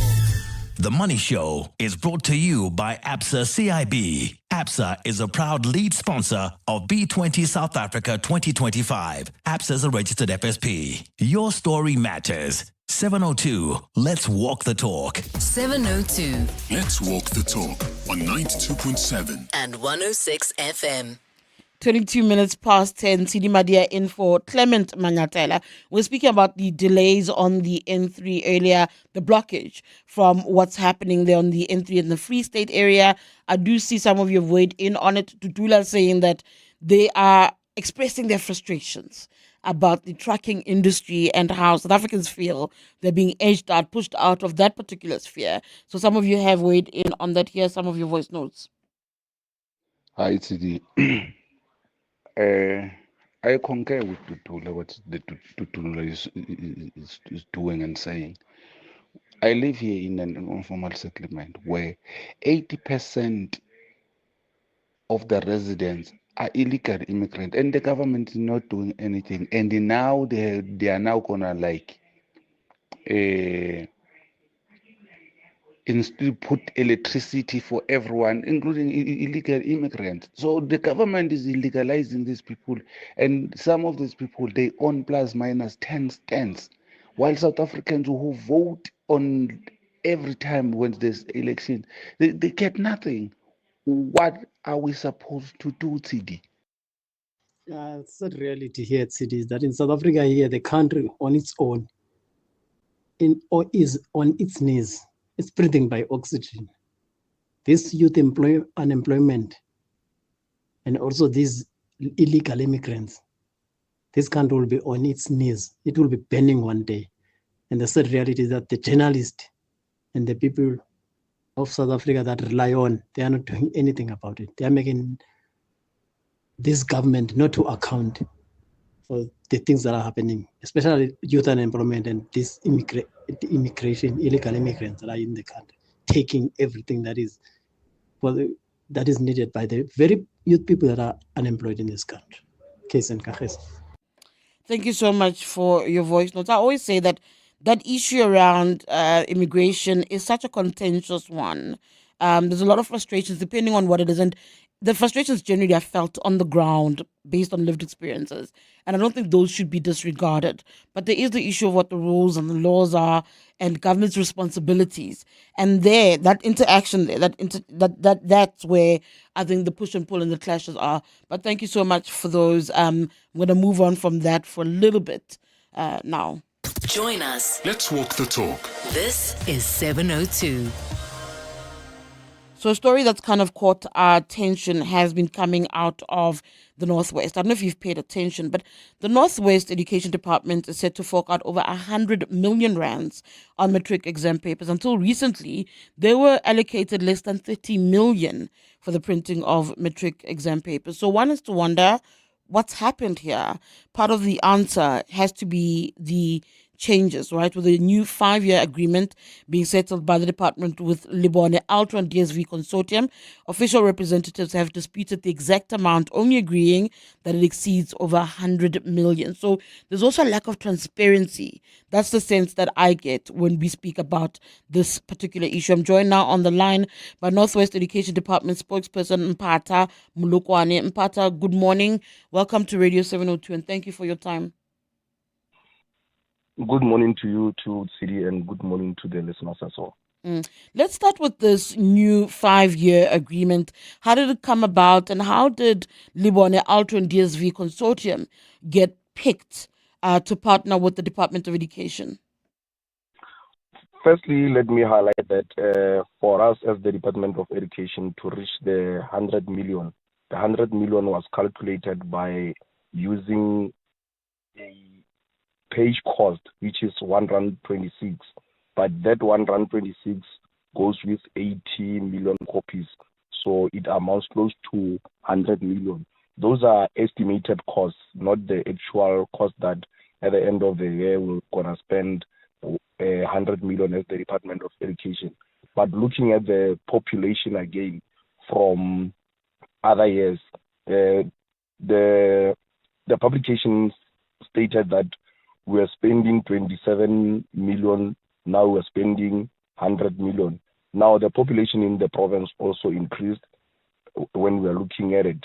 Then on the other one, the Libone Consortium did qualify and participated in this tender as other companies also participated. And the tender was advertised last year around May 2024. So we do have the actual breakdown on how do we participate in this 100 million as the Department of Education. So I'll quickly go through what as the department we are going to be doing. Firstly, we do have human resource that will be provided by the consortium, and also they will be transporting our question papers to various schools across the province. And also the consortium will also make sure that the question papers, when they are distributed, they are safe. For the one of 27 million, I would also like to highlight that we are doing this thing with the government printing works, whereby they were only printing and they were not delivering the question papers to the schools. Oh, so the difference here is that you now have transport included. We do have transport included, and also there are some security features that are... And safety is a factor. But even if you then include the issue of population size being increased, I don't believe Northwest population size has increased to a point where that jump makes sense. I think that's where people are struggling, where it goes from 27 million to an estimate even of 100 million. Even if you factor in transport and safety, there are even people from the department itself who've questioned this. Look, as the Department of Education in the province, we have looked at other matters, like I've indicated that we have also added the security features to our question papers. So it don't be that case of we have papers that are leaking across the province. And this service does not only amount to grade 12 learners, it also includes the grade 9 learners, hence the amount has went up. But for the 27 million, it was only catering for printing only for Matric examinations. But right now we are also including general education certificates for grade 9 learners. I want you to please stay on the line with me, Mpata Molokwane. I just want to quickly go to headlines and I'll continue with you. Just hang on for a second for me. Here's Mbali with your headlines. I'll come back.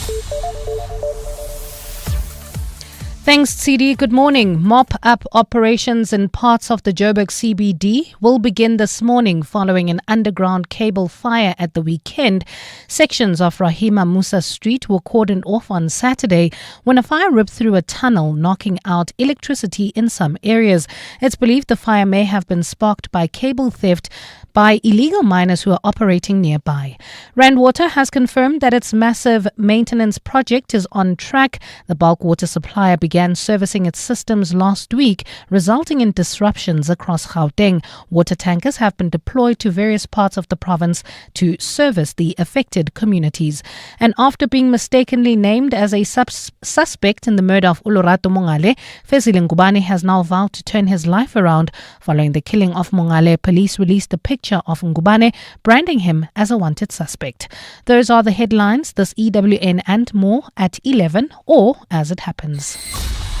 EWN Traffic. Well, at this stage, free-flowing traffic across 702 land. No major delays or accidents have been reported on our highways. Just look out for those faulty traffic lights, though, in the Randburg area at Mahogany and Malibongo Drive.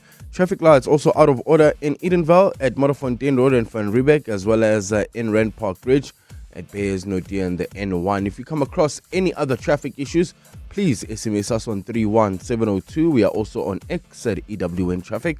There's more EWN on air, online, and on the EWN app. 702. Let's walk the talk on 92.7 and 106 FM. 10:32, Tshidi Madia in for Clement Manyathela. We were in conversation just before we went to the headlines with the Northwest Education Department spokesperson, Mpata Molokwane. We're discussing this costing, right, where there's an estimate of 100 million, over 100 million rand for Matric exam papers in the Northwest. This is a jump from it usually costing less than 30 million rand. And we're trying to understand, how did this come about? Mpata Molokwane, thank you so much for staying on the line with us. Welcome back. So you are saying human resources taken into consideration, transport, safety, and these are things that were not necessarily provided by the government printing works. When you mention the issue of safety, help me understand, because traditionally, I don't think Northwest had a grave problem. So maybe you can help us understand what you were dealing with that you're trying to reduce as when you went on this particular journey of trying to find this new partnership and of safety being improved. Because often when I look at Umalusi and I look at reports around leaks, it's usually Mpumalanga, you've heard Limpopo, Southern Gauteng, once in a while KZN. It's very rare that I hear of the issue in the Northwest. So in my head, I've always understood it to be under control, well maintained, that there'd be no need for additional measures, at least over 100 million rand estimates worth of additional measures. You know, Tshidi, this 100 million is not just a contract, but we're looking at a level whereby we are saying it's an investment, because we want to give our learners also a credible examination feeling.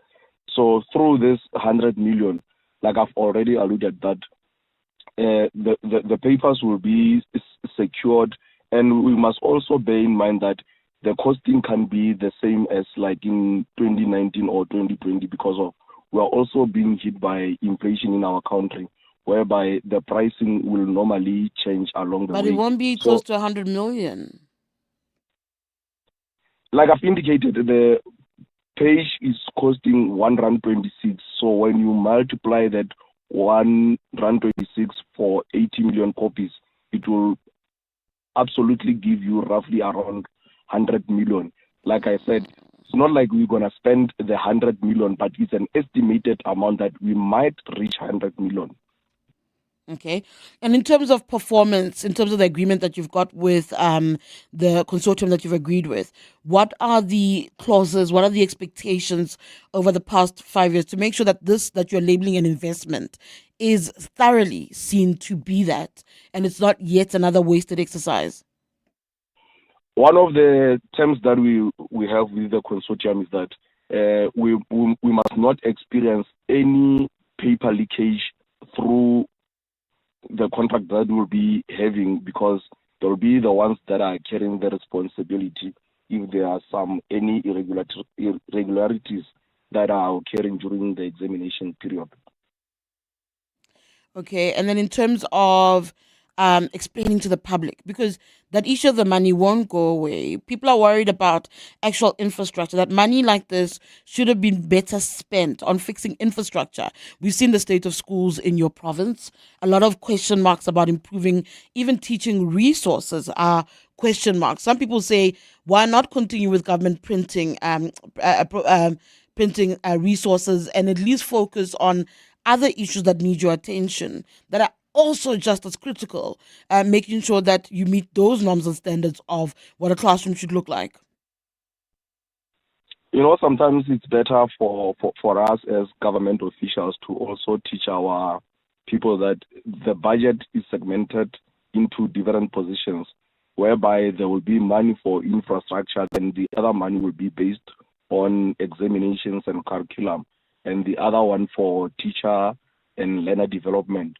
So there is always money along all these units, whereby there should be spending, but not irregular spending. Yet I don't think that answer, that last one where you say there's allocations, is sufficient for people, because people look at the schooling, we look at infrastructure, and even if there's money allocated, one would make an argument that then allocate more money there as opposed to this. That'd also be an argument that you will have to answer for. But where we stand right now, I'm going to let you go soon. You feel that everything is above board, that when oversight mechanisms come into play, you will not be found wanting as a department in how you've handled this particular process and this contract. Yes, there are no any irregularities that were experienced during appointing of this contractor. So we are definitely sure that everything went well. All right, thank you so much for that. I'm going to let you go. That's Mpata Molokwane, who's a spokesperson for the Northwest Department of Education. He's trying to explain that massive jump from under 30 million, the cost, right, to print Matric papers, to over an estimate of over 100 million, and is insisting that it's above board, that the calculations say that it'll cost this much per learner, and that's what the fee is. It might not be that, there's no clarity, but he also then says one of the reasons why this is happening, the difference with the government printing works, is that here you now have more human resources, you'll have transport, the papers will be transported, that it'll be safer. But again, I don't think the Northwest was notorious for leaks, that they would need such dire, desperate measures. And the only thing that I'm seeing here that they're looking to with this company is the issue of leaks, to say that you've fallen short. A lot of other things can go wrong, and it might not be the leaks, and that contract will stand. And I think that should be some cause for concern. What says you? 011-883-0702, 072-702-1702. Dear Journal, trying to be an adult, day 3,247. My financial advisor asked if I was expecting any inheritance. I said, I don't have a trust fund, but I trust that funds will find their way to my bank account. He was not amused. Recently removed from the family payroll? Get covered at pineapple.co.za. It's like 570 Rand a month, so it's 100% the insurance for you. Underwritten by Old Mutual Alternative Risk Transfer Insurer Limited, a licensed non-life insurer and authorized FSP. Premiums are risk profile dependent. If you knew the future, you'd be brave. Well, now you can be with Volvo's guaranteed future value.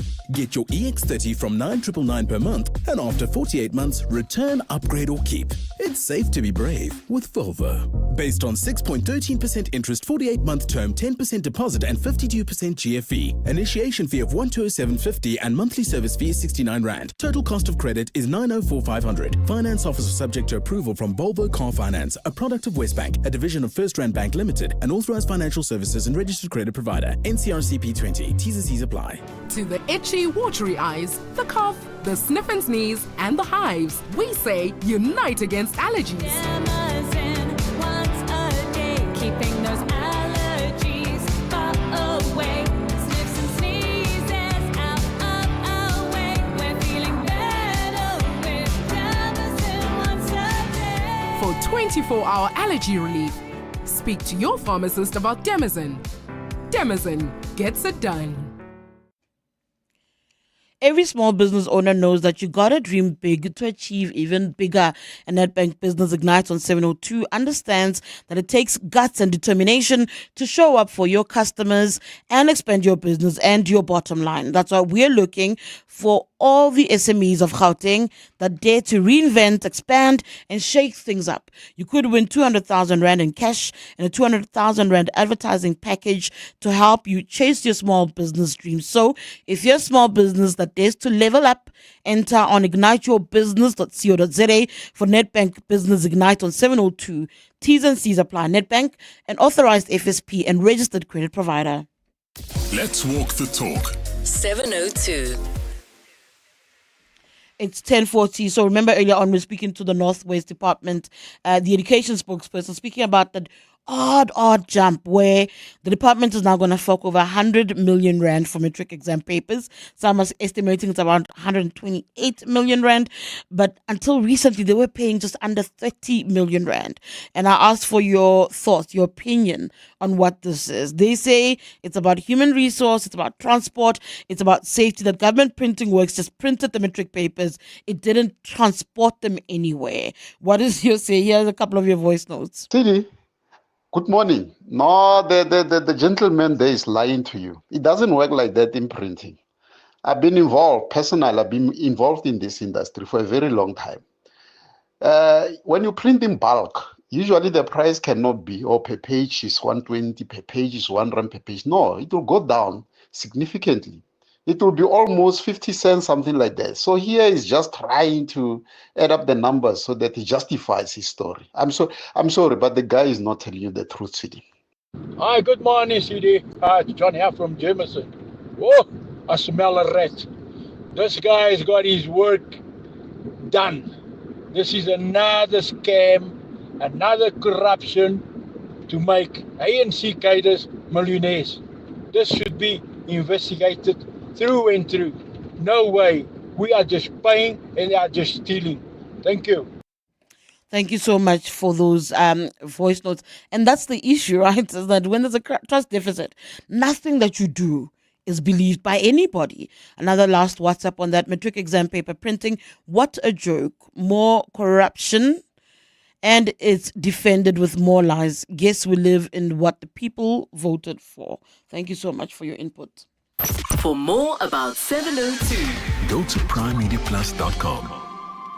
So thousands of former gold miners, many battling serious lung diseases like silicosis and tuberculosis, are still waiting for the compensation they were promised years after applying to the Tiamiso Trust. These workers and their families are holding on to hope, but time is running out for some.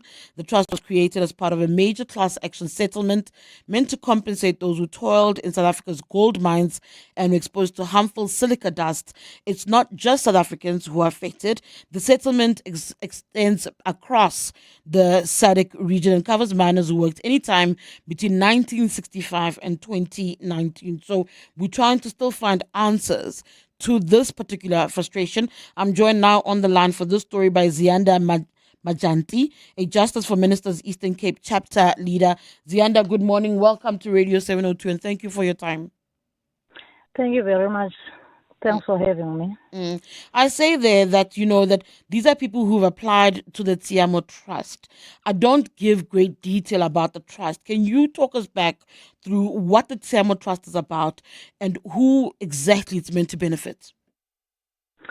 Tiamiso Trust was established just to make sure that they do the payouts for the beneficiaries, claimants, widows and the beneficiaries of gold ex-mine workers. The people who constructed silicosis back in 1965. It was established, I think, in 2019, but started to work in 2020 due to COVID. They were meant to do those payouts from the money from the mining companies the 6 mining companies that made the settlement with the lawyers, Richard Spoor attorneys and other lawyers. So their responsibility is to make sure that the 5 billion rand, that was the agreement out of settlement from the court, they are being busy paying that money to these claimants, those that are affected, whether they have passed away or they are living claimants. Why is it taking so long for many of them to still get their money from the Tshiamiso Trust? There are a lot of issues around, but mainly I think the issue of Tshiamiso Trust not being responsible, they are just trying to make sure that there are delays, more especially when it comes to the mining houses, because mining houses are also part of the trustees in the trust board of trustees. But now the issues that they are always complaining about is that they are being bound by the trust deed. The trust deed is the one that was drafted when they did this settlement. Now the trust deed is not in favor of these potential claimants or the beneficiaries of the trust. So each and every time there's something that is making sure, there's something that is a stumbling block when it comes to these affected people, whether we are talking about MBOD certificate or talking about medical certificates that are not accessible from the mines or from the people. So there are a lot of things that are making a Tshiamiso Trust not to pay these people on time. But now what we have tried to do is that as the Justice for Minors, we have advised them to make some of the amendments. Now that the trust deed is not in favor of these claimants, how about they do some of the amendments? Yes, they have managed to do some of the amendments to the trust, but a lot of the amendments still needs to be done so that the people can unlock the money. That also speaks to me about the scale, how big a task this actually is. Do you feel that they need to bring in additional resources to help them get the job done, even in dealing with the amendments that you're raising now, to try and get them to move a little bit faster with a bit more urgency? Because people are dying while they wait, I imagine. Are you finding that it might be too broad, too big a task for the Tshiamiso Trust? Yes, it is a big task for them. That's why most of the civil societies like Justice for Minors and others, like unions and other people, have tried to intervene, not because they want Tshiamiso Trust to pay them back the money for their services, but just to be involved so that the process can go smoothly and people can be paid as in yesterday. But now what they have been doing for back in 2019, 2020, when they started to operate, they have been closing the doors for those civil societies that want to be involved in this. So if they can open those doors, broaden up, and make sure that people that are willing to assist the ex-mine workers, I'm sure within no time they can just make a lot of payments. For instance, in their statement with Sunday World, they said they have only paid 22,634 claimants out of thousands of claimants, and their statement is like, no, it is difficult for us to unlock or to get hold of the potential claimant. How is it possible that a trust fund that was meant to pay the money of the beneficiaries not have a plan, a proper plan to go and unlock or to go and find those people on the ground? We have been working with these people for years. We know where they are. There are civil societies on the ground that can make this happen, but Tshiamiso Trust and the mining houses are just refusing to do the right thing. What recourse do you all have? The civil organizations that are attempting to help but are being pushed away. Is there another avenue where you can force the trust's hand? We have tried to contact some authorities using the lawyers, the Master of the High Court, but even the Master of the High Court did not help us that much, because we have tried to unpack the issues at hand, to say these are the issues that are making the delays, and Tshiamiso Trust is not willing to listen or change their system so that people can be paid. But the Master of the High Court did not help us as Justice for Minors. The only thing that they did was because Tshiamiso Trust at the time wanted to add a new trustee. So they sent a letter to GMSO Trust to say, before we can agree with this issue of changing the trustee, you need to respond to these issues from Justice for Minors. Up until now, we haven't had anything from the High Court, because the decision was taken by the High Court to say CMSO Trust must do this work. That's why we ended up going back to the High Court to say, we as the civil societies, we are not happy with the work that this trust is doing. They need to intervene. Even the government officials who have tried to speak with several institutions, but none of them are willing also to open their doors or even listen and assist these ex-mine workers. That's why we are feeling now the time is running out, people are dying, and we feel as Justice for Minors like the 5 billion rand, now that they have paid 2.4, is 2 billion and 14, I think, the 5 billion rand is going back, or some of that money is going back to the mining houses. And that's why they are making these delays, because they don't want to pay the whole amount. And we've heard that if they can pay this 5 billion within probably 7 years, the mining companies will need to top up another money so that they can make sure that each and everyone who is eligible to be paid gets the money. But unfortunately now it is a different story, and what is happening is that they are closing down all the TEBA offices. Yeah, it does sound like there's something nefarious going on. I just want you to weigh in on the actual miners. You just said to me that people are running out of time, people are losing hope. Let's speak about what you see on the ground. When you speak to mine workers who are becoming frustrated, who are waiting, what is the impact of the delays on their lives, on their families, on just on a day-to-day, in managing the lung diseases that we've spoken about, stemming from toiling and working the soil in this country? It is very frustrating, even to myself, as if I'm waiting for this compensation. Each and every day we receive calls from these ex-mine workers. It's either there was a lack of communication between the trust and the potential claim or the claimant. It's either the widow has waited for Home Affairs to give her the unabridged certificate, which is not even there. It is a lot of issues around. Kids are not going to school. These living ex-mine workers are dying each and every day. For instance, one particular ex-mine worker in Pedi, he died while waiting for CMSO Trust to take his case because he did an appeal. But unfortunately, time ran out for him. He died while he was doing that appeal. So there are cases like that whereby people, even those that have received this money is not even enough. They are not even happy, because you'll find out there are claimants that have met MPOD certificates that were taken by CMSO Trust, but to find out they only paid 70,000, whereas they were eligible to probably 100 and the second class, which is 100 and sorry, I just forgot the figures, but they're supposed to be paid more money. But CMSO Trust, what they are doing each and every time there's a claimant that goes to lodge the claim, they take those claimants to do the BMEs, and the results tend to be differ. So they are paying less money. So there's a lot that is happening when it comes to these claimants on the ground, and most of them have lost some hope. Even those that have not even lost the claim are not even interested to do so.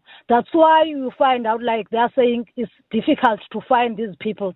Now that there are these issues at hand, a lot of ex-mine workers are not even coming forward, because those that have lost the claim already are going through a lot.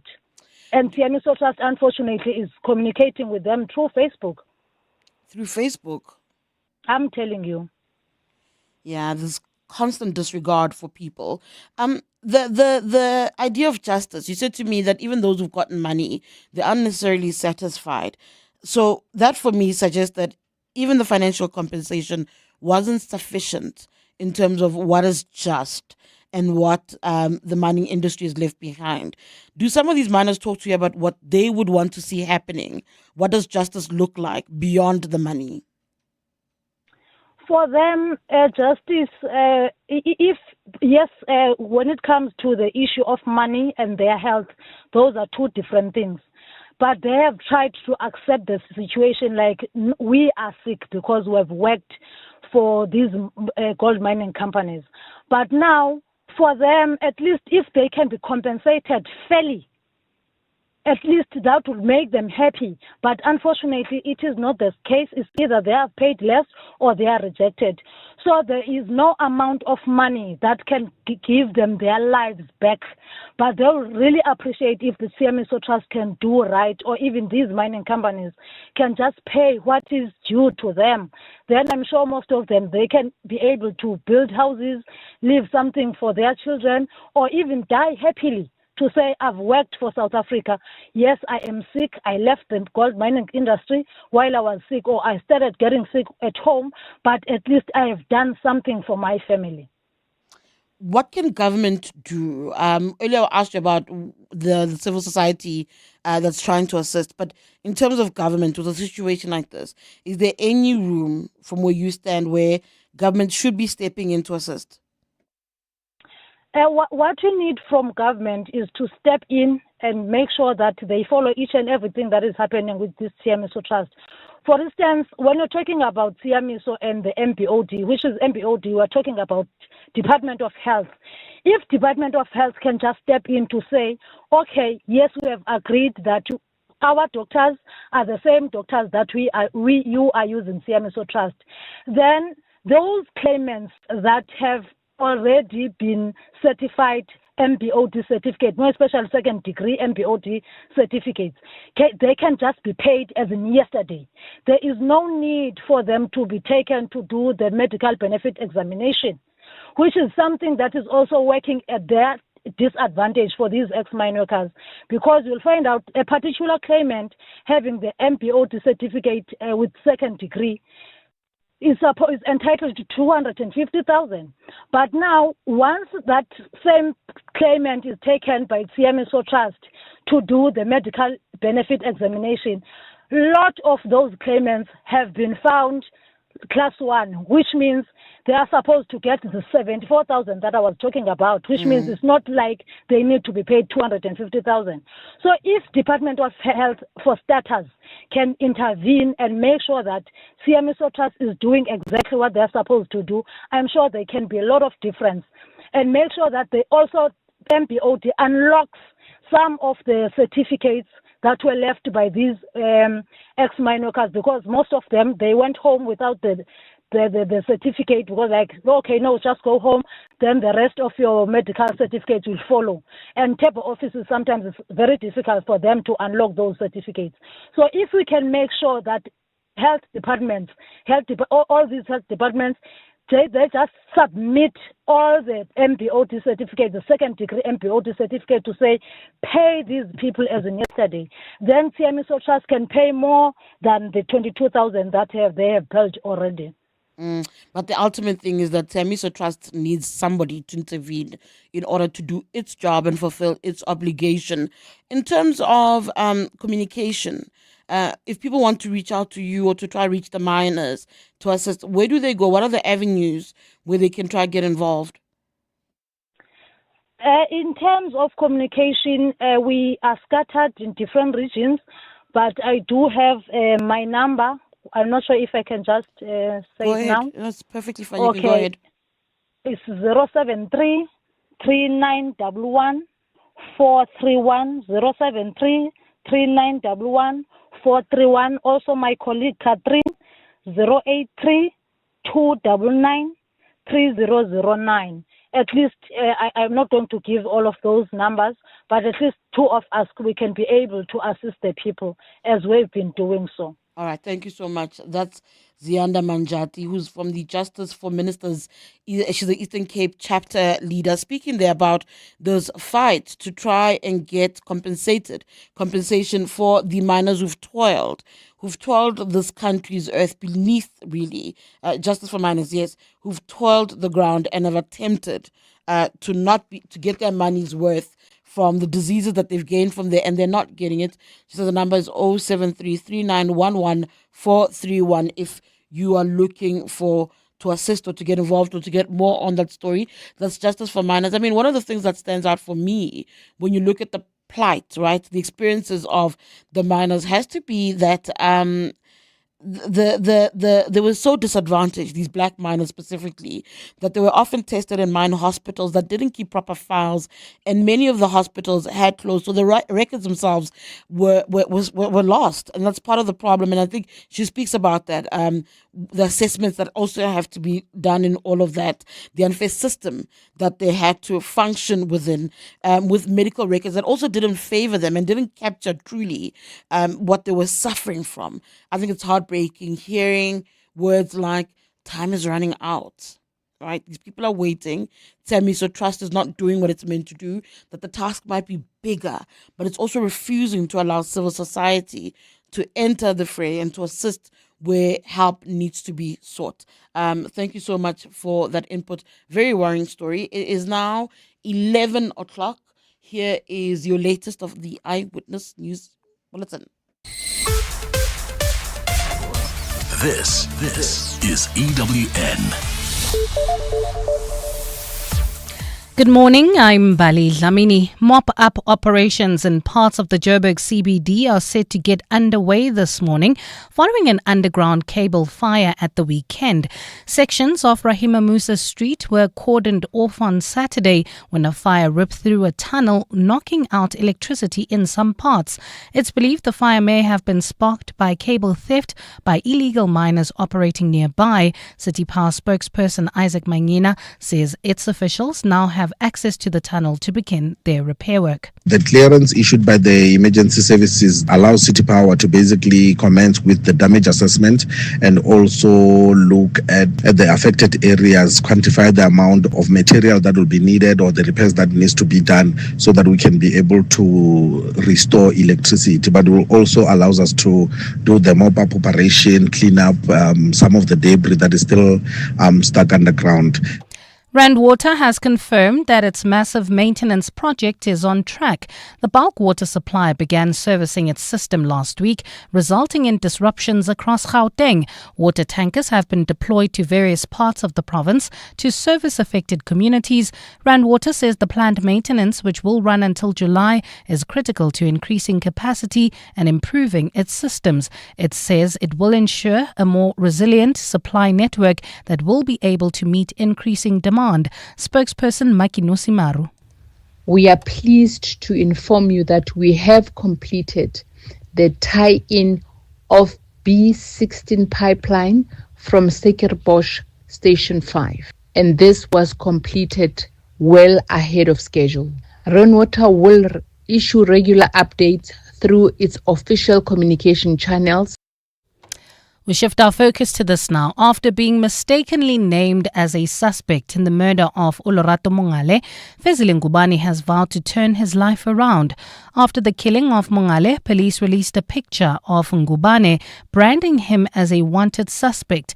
But after handing himself over to police on Friday, Nkabane was then cleared of the allegations when investigations showed that his identity was being used by the masterminds. Olorato Mongale's body was found in Joburg just a few hours she went missing last week.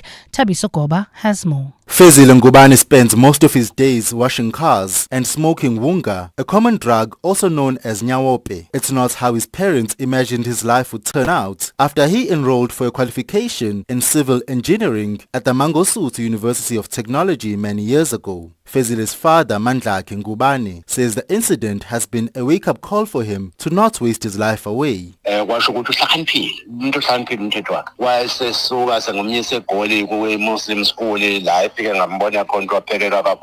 was very smart. He is naturally a smart person. I sent him to a Muslim school in Johannesburg, but he was expelled in grade 11 because of the drugs he was smoking. Nobuhle says while Fezile finished his Matric, he could never shake off the drugs, which eventually destroyed his potential. The main suspect in Olorato Mongale's murder was killed during a shootout with police in KwaZulu-Natal last week, while a second suspect is still on the run. Thabiso Koba, Eyewitness News. Minister of Cooperative Governance and Traditional Affairs, Velenkosini Hlabisa, says extra care is needed to prevent the deaths of initiates as the winter customary initiation season picks up. Government and traditional leaders are ramping up efforts this year after a deadly 2024 season where close to 100 initiates died. Challenges during the season include deaths and injuries at registered and bogus initiation schools in hotspots in the Eastern Cape and other provinces. Hlabisa launched the latest awareness campaign in the Free State at the weekend, where he called for 0 deaths this winter. We are fortunate that King Mabena, who is the chair of the Majesty's Forum in South Africa, is part of the launch, which is a demonstration that all traditional institutions are behind this culture, and we want 0 death. We need everybody's cooperation. Gold is trading at $3,356.67 an ounce. The rand is at 17.92 to the dollar, 24.28 to the pound, 20.46 to the euro, and Brent crude oil is at $62.78 a barrel. Well, at this stage in the Midrand area, if you're heading towards Pretoria, there's an accident seen on the N1 northbound near Allendale Road, causing huge delays all the way from the Butlu interchange. Also, slow-moving traffic approaching the intersection of Marlborough Drive and Far East Bank due to faulty traffic lights in Alex. Traffic lights also not working in Rand Park Ridge at Beyers Naudé and the N1. Clear skies expected across Gauteng today. Temperatures peaking at highs of between 21 and 22 degrees. The top story in EWN, mop-up operations in parts of the Joburg CBD are set to begin today following an underground cable fire at the weekend. EWN, in touch, in tune, and independent. For the latest, visit ewn.co.za or download the EWN app. 702. We're listening to you. 702. Live On the Prime Media Plus app. DSTV channel 856. 92.7. And 106 FM. Let's walk the talk. It's 6 minutes past 11. Tshidi Madia in for Clement Manyathela. We're through to the third and final hour of the show. So it is, as per usual, on a Monday, it's the Family Matters feature. And today we're looking at how to encourage a positive body image in children and teens, more so, really, in this era of social media. You're more than welcome to join in on that conversation. We'll be speaking to Kifile Mojapelu. You can ask her questions on 011 883 0702 072 702 1702. You can send WhatsApps, voice notes. You can be anonymous if you want to ask questions to her as well. Let's walk the talk. 702. In a world saturated with media and societal standards, body image has become a significant concern even for children. Children and teens often face significant pressure to meet strict, unrealistic and harmful societal ideals about beauty, body build, weight and shape. The quest for a perfect body or appearance can take a heavy toll on confidence as well as physical and mental health. Body image is what we think and feel about our bodies and how we feel other people see us. So a positive body image can have a profound effect on a child's mental, emotional and physical well-being. Parents can help nurture a positive body image. So that's the conversation we are having. I'm joined now via Zoom by Kifile Mojapelu, a psychosocial well-being practitioner. Kifile, good morning. Welcome to Radio 702 and thank you for your time. Good morning, Tshidi, and thank you so much for having me. Yeah, absolutely. So the idea of what body image is in and of itself, you know, what we think and feel about ourselves and how we think people perceive us. Maybe help us understand how even children process and understand the idea of body image. Perfect. So let me just give you a background on who Kifilwe is before I get into it. So Kifilwe, her purpose is to nurture relationships, build functional families, and promote psychosocial well-being and restoration. So now, why this topic? Most of my work I do with the kids. And why is it important for kids to understand the body image? And so it's very important because it determines how they show up in different platforms, in academics, in social settings, and even within the family. So it's critical. Mm. It determines a lot of how they shop. How does one go about developing a positive body image in children and teens even? Kifilwe? Hello? I don't know if you can hear me. Can you hear me? How does body image develop in children and in teenagers? All right. So it's developed and they learn it in different ways. Number one, for example, it starts with the parents within the household or with the family setting. So most of it, we develop it by teaching our kids how to show up, who they are, and particularly let's speak about teens. Parents, I feel like they let it out. They're not intentional enough. So they are not conscious, they're not deliberate, they're not intentional in instilling that or developing it. You just speak about it from a principle, as a matter of principle, but in reality it's not exercised and practiced and even developed to the degree that satisfies me specifically. So I run the project that goes by a conscious teens and pre-teens program. So that's where we cultivate self-awareness, build self-esteem, and guide them towards developing this self-esteem and how they show up. And a lot of it goes back toward how do you view yourself as a person. And more than you viewing yourself, you tend to think how people view me and you act in accordance to that, which is an assumption in your head. So most of the time, there's so many conversations with yourself that kids are having that they think you think about them. So it's deep. It's up to me to go into that space and understand how the person sees themselves and what they think people see in them, because that then determines their behaviorism or how they show up or their outward behavior. You speak about the issue of how parents speak about it in principle, and that for me links to the idea of awareness. I've seen kids listening to how adults speak about their own bodies around them, and what I'm starting to realize is that children actually become very aware of body image much younger than what we assume that they do. One would assume that it's when they're teenagers and adolescents and developing particular aspects, their body develops in a particular way.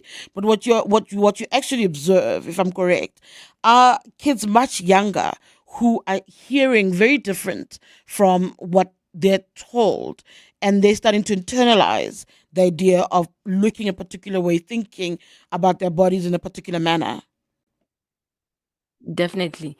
And we think they can easily build their self-confidence by saying or telling them that you are good, you are.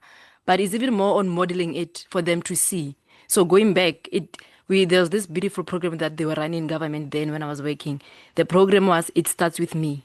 So it's literally in the way. It starts with us. For our children to gravitate more towards who we are and how we show up, more than what we tell them. And it goes back to say, for Kifile, and I'm thinking of myself as an 8-year-old or as a 10-year-old, how did I show up? And then we like to tell kids from what we think we should have, or now with the benefit of hindsight as parents, we want to tell them how to show up as a 10-year-old, but I don't go to myself as a 10-year-old to even share with them to say, you're my baby, this is what I was going through, so that you relate on a personal level over and above applying authority and you thinking, I'm going to tell you how to show up and teach you. Beyond teaching, show. I'm hoping that to hear from some of the parents, you are more than welcome to also put questions to Kifilwe around this particular topic in helping to create and encourage a positive body image for your children. You can call her on 011 883 0702 072 702 1702. For me, it's also a little bit confusing because I would also label this, Kifile, almost as trying to build confidence, but I don't think that they're the same. I might be wrong. How do they differ? How are they connected? How do you differentiate between building a positive body image versus building confidence? I love that. So, of course, in a whole basket, we look at it as if, like I said, how you show up and how you see yourself. And I see myself both from the physical perspective of being a body. I see myself within a body that I'm given by God, and I see myself within my mind as well. How I am, my skills, my attributes, and all those traits. So let's look at the body, which is the topic of today. How I feel determined by societal expectations and what we see as branded beautiful or whatnot. So from that, then I internalize it as a child and think, am I fit enough? Is my body in accordance to what society expects of me? And how that then affects the way I look at myself. So body image and self-confidence, they're very intertwined in that way, because if I'm not happy in my body, I cannot show up in my mind with that level of strength to say, I can do it, I am beautiful, I am. Because part of my beauty is shared, I see it in my body. So I can't just internalize, it can't just be a mental exercise. It's also a physical exercise, because I'm a body, I'm a mind, I'm a soul. So all those trio, we need to align all of them. So that's what we must teach our kids, to say, align these three parts of yourself. Even when you think your body is in accordance to what society or social media says is beautiful. How does your mind come up? How do you think about your mind? What are the things that you think you should have in terms of showing up and or talking in a certain way that you are in your truest sense, expressing yourself the best way you want, over and above what you think, or I'm the it girl. So we like to build it up from there to say, who are you in terms of your mind? Who are you in terms of your body? How do you see yourself, and how do you show up? So there should be that synergy and perfect alignment between the body, the mind, and the soul, and not just the body, because teens tend to think, oh, the body is just good enough. But your mind, how sharp are you? Do you think? Simple thing. When I'm with the kids, I like to say, give me your thoughts. I think. So, and we expand their ways of thinking by asking questions and saying, oh, you think your body is 1, 2, 3. If you are, for example, if you are thick bodied, and you want a slim body, to say, I want to be a size 28.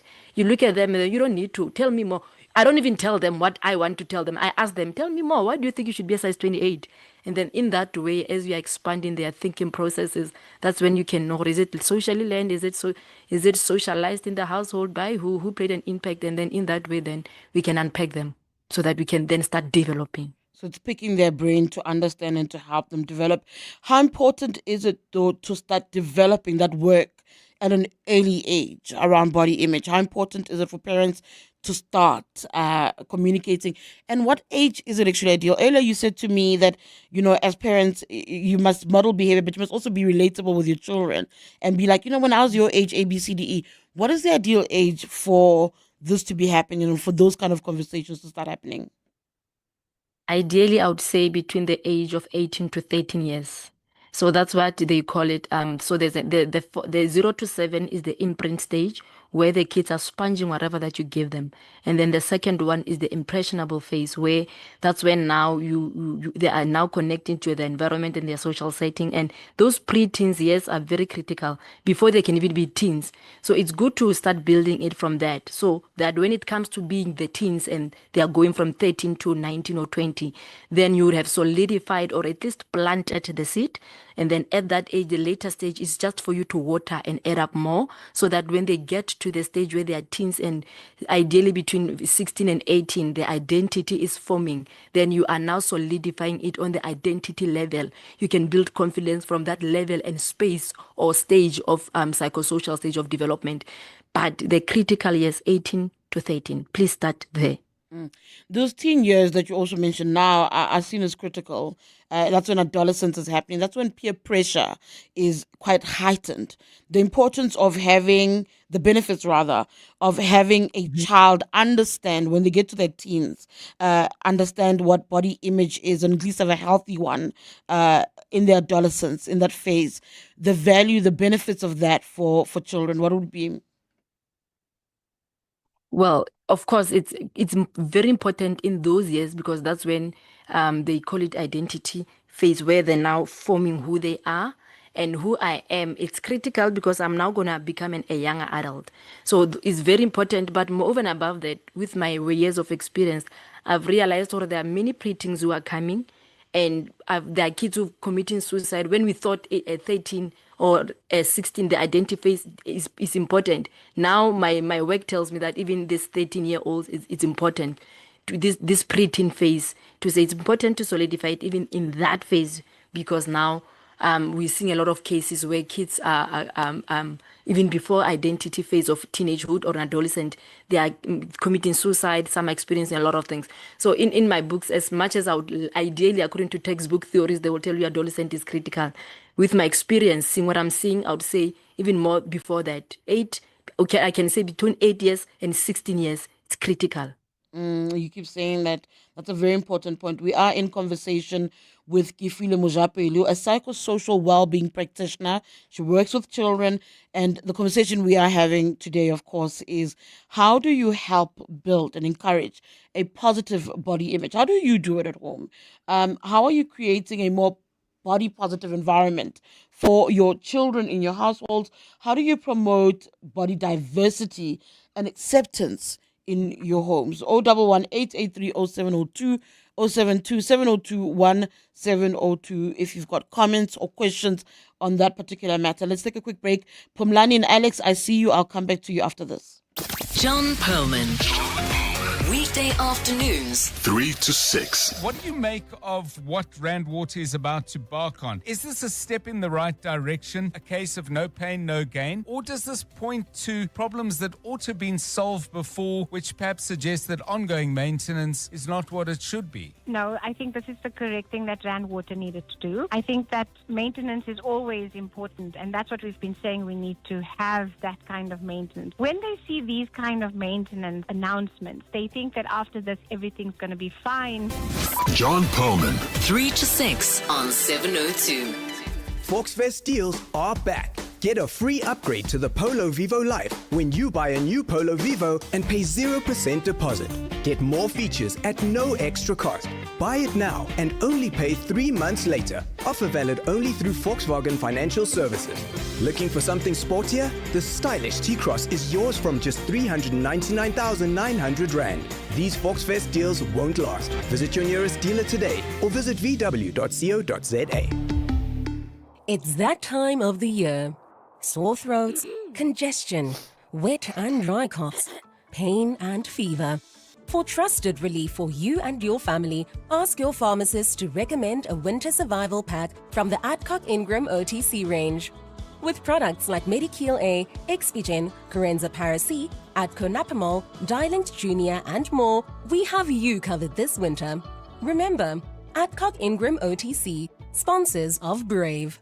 To walk the talk is to turn words into meaningful actions. And it's what we at 702 are committed to doing every day. We're also committed to following the rules set out by the Broadcasting Complaints Commission's Code of Conduct. To give you balanced programming, fair comment, and accurate news. But if we stumble along the way and you feel we're not living up to the code, let us know on comment@702.co.za. And if after that you're still not happy, you can direct your complaint in writing to the Broadcasting Complaints Commission, PO Box 412365, Craig Hall 2024. For more, visit bccsa.co.za. 702 and Absa Home Loans are celebrating a year of unlocking home ownership insights since June 2024. The Absa Home Ownership Series on the Masterclass with Nobuhle Nkabane has helped you better understand the property game, one smart conversation at a time. This Wednesday, we are diving into the South African property landscape and how you can take part in the property economy. So don't miss the masterclass with Nobuhle Nkabane this Wednesday only on 702, brought to you by Absa Home Loans. Absa is an authorized financial services and registered credit provider, NCR 7PC. T's and C's apply. 702. Let's walk the talk on 92.7 and 106 FM. It's 11:22. You're listening to the Clement Manyathela Show. Tshidi Madia standing in for Clement Manyathela. We are chatting about body positivity. How do you encourage your child to have a positive body image? We're looking at children and teenagers. We're in conversation with Kifile Mojapelu, a psychosocial well-being practitioner. Before going on the break, Pumlani and Alex was holding on. Pumlani, you can speak to our experts. Good morning to you. Yes, how are you? I'm very good, Pumlani. You can go ahead. I'm good. Yeah, I just want to come with a comment. Listen, I actually have a sister now. Okay, she's still alive. Okay, my sister, at that time she was very young. She was like around 14 years. She was doing grade 7. It used to shock me how she wanted to gain weight, you know. She ended up like taking a pocket money, going to buy these pills to gain weight and eating certain food, you know what I'm trying to say. In a sense that it ended up going to a point where she even wanted to commit suicide. So and then my mother started getting worried and we started following up with what's the problem. But then, you know, one thing that we need to be honest about, these kids start dating at an early age now. So now apparently her friends used to receive more attention than her. And, you know, because of the body and stuff like that. And that started worrying her. But later on in life, now she's at about 20 years, she's doing her first year.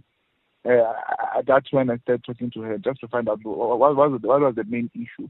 You know, I'm trying to say. And if you look at that, you know, me as a healing driver, you see these things. Not in a bad way, but you see how sometimes women does like, you know, appear themselves in a sense of like dressing code and stuff like that. Sometimes I do feel that it's part of, you know, having to show up in a certain way because of the societal expectations and all of that. And now you find situation, and it's not only young kids and old people now. Because now these influencers, the people that they are following, they go and do all this BBL and all of stuff like that. So these kids, they see this thing as normal. You know, it comes to a situation if I don't look in a certain way, then I'm not good enough. It's a very difficult thing to deal with. But you know, I'm trying to say, as someone that has a daughter, I really wanna try and see if maybe she does come across something like that. How do you deal with it? Because you are competing with the media, and the media is, we all know that the current moment is winning, you know. And you know, she tried so many times committing suicide up until, you know, she went through, you know, the process of psychology and all of that. Then she was able to feel confident by herself and all those things and stuff like that. So it's a very difficult, you know, it's a very good topic, but I feel like it's a very difficult thing to kind of like manage due to social media, friends, and all of those things now. So it's a very difficult thing. Yeah. And also, you know, just to add on, you know, I think also us as men as well, you know, I'm trying to say we need to kind of like encourage our partners, love them enough, just to show them, you know what, you're good enough, I like you like that. Or even maybe as a father, for that matter, you know, as a father to a young kid, you know, you need to encourage, you know, your children, you know, to feel confident about themselves. Because I feel like sometimes this thing it also comes from men. You know, men does add on to that, to such thing, you know, I'm trying to say, we destroy, you know, women because they look after us, you know, they look onto us to say, you know what, how do you know, describe them and all of that and stuff like that. So those are the things that I feel like, Sure. Thank you very much. Thank you. You raised a lot of interesting points, Pumlani, Art, and Alex. Thank you so much for that. Gifile, he raises a lot of points. We will discuss, of course, the issue of social media a little bit later on, but the gender issue is also an interesting one for me. I mean, he speaks about his sister who was feeling pressure to gain weight. I'm a big lady. I grew up a big girl. There was pressure to lose weight in order to find myself acceptable and to walk into particular rooms and to do particular work. So that always happens. But I think that the pressure is generally felt more by young girls and women as opposed to their male counterparts. If you can maybe weigh in on that and whether or not we are seeing a slight shift of men also coming under pressure. Yes, true, very true, Tshidi, and thanks for that. So I guess because of the gender issue, how men tend to determine in this how I see myself, because I for example, if you are a heterosexual person and you are with a friend who gets more attention and you don't, you'd also want to gravitate towards getting attention. Who doesn't want? So that in a way tends to form, okay, you are easily acceptable or accepted when you are fitting like that friend who's getting attention. So, but another question would be, even if that's the case, I go into a person when we are in a session to say, okay, what do you want to do with the attention? Where does it please you? And then after you are pleased, what need is it meeting? So I like taking it a level deeper to say, let's explore the needs that this attention is trying to fill. And it is within that we then get answers. And it is, hence I'm saying maybe it's very important to either go to therapy or have parents who can go deeper into this question so that we take it more from a need point of view and what inherently is trying to meet. So once we go there, that's when the work begins, where now you start to say, think broader and think critically. Because yes, you can get the body, even beautiful people that you think they are beautiful in your own view, but their partners left them. So what really is this thing that we are trying to run after or run towards that we tend not to even grasp? You know what I mean? So you tend to realize that it's very subjective. Mara, the problem that we are doing as parents or people who are trying to help kids develop, is to try to tell them that and not leading them towards finding or exploring those answers themselves. So the questions we ask are very critical, and we should even phrase them in such a way that it's not close-ended question or it's not leading question, but it's questions that make your child to expand their thinking and ask, or okay, if you want to marry at this age, what makes you that? What makes that? Why 25? Why this? Why that? So that they can then start unpacking themselves, sort of, whose standards am I living after and or I'm trying to level up to? Is it worth it? But if you tell them that, the problem that you do, you try to tell them, or don't do this, don't, and then it's not met, it doesn't get anywhere, unfortunately. There's also this weird assumption that it's almost just the mother's role to help instill a positive body image, that fathers are exempted from the job. I like Pumlani is wondering, how can he also help? He's got a daughter. The role of a father, I would like for us to explore. I am fast running out of time, so I'm looking at the clock. So I'll come back to that. Maybe we'll have this conversation after the headlines, but I am very interested if maybe you can think about it for me. What is the role of a father then in this in this space? Because there tends to be an argument, a parking of that responsibility in helping to shape your children for fathers, and not just for daughters, but even for sons as well. That for me would be part of that conversation, but I'll come back to that with you after the headlines. For now, though, it is just a few seconds. I'm going to take you now to the EWN headlines. It is 11:30. Thanks, Tshidi. Good morning. The man who confessed to setting the fire to the Usindiso building in Johannesburg CBD is back in court today for the continuation of his trial. Stembi Samdlalo says standing trial at the Palm Ridge Magistrates Court, facing charges of murder, attempted murder and arson. This is in connection with the raging blaze that tore through the 6-story hijacked building in August 2023, killing more than 70 people. Joburg City officials say a cable theft by illegal miners may be to blame for a fire that ripped through an underground tunnel in the Joburg CBD at the weekend. Emergency services put out the blaze on Saturday, but not before it knocked out power in some parts of the city centre. Parts of Bree Street, New Stock Exchange, Bank City, President Street and Newtown were affected. Meanwhile, City Power officials now have access to the tunnel to begin repair work in parts of the city centre today.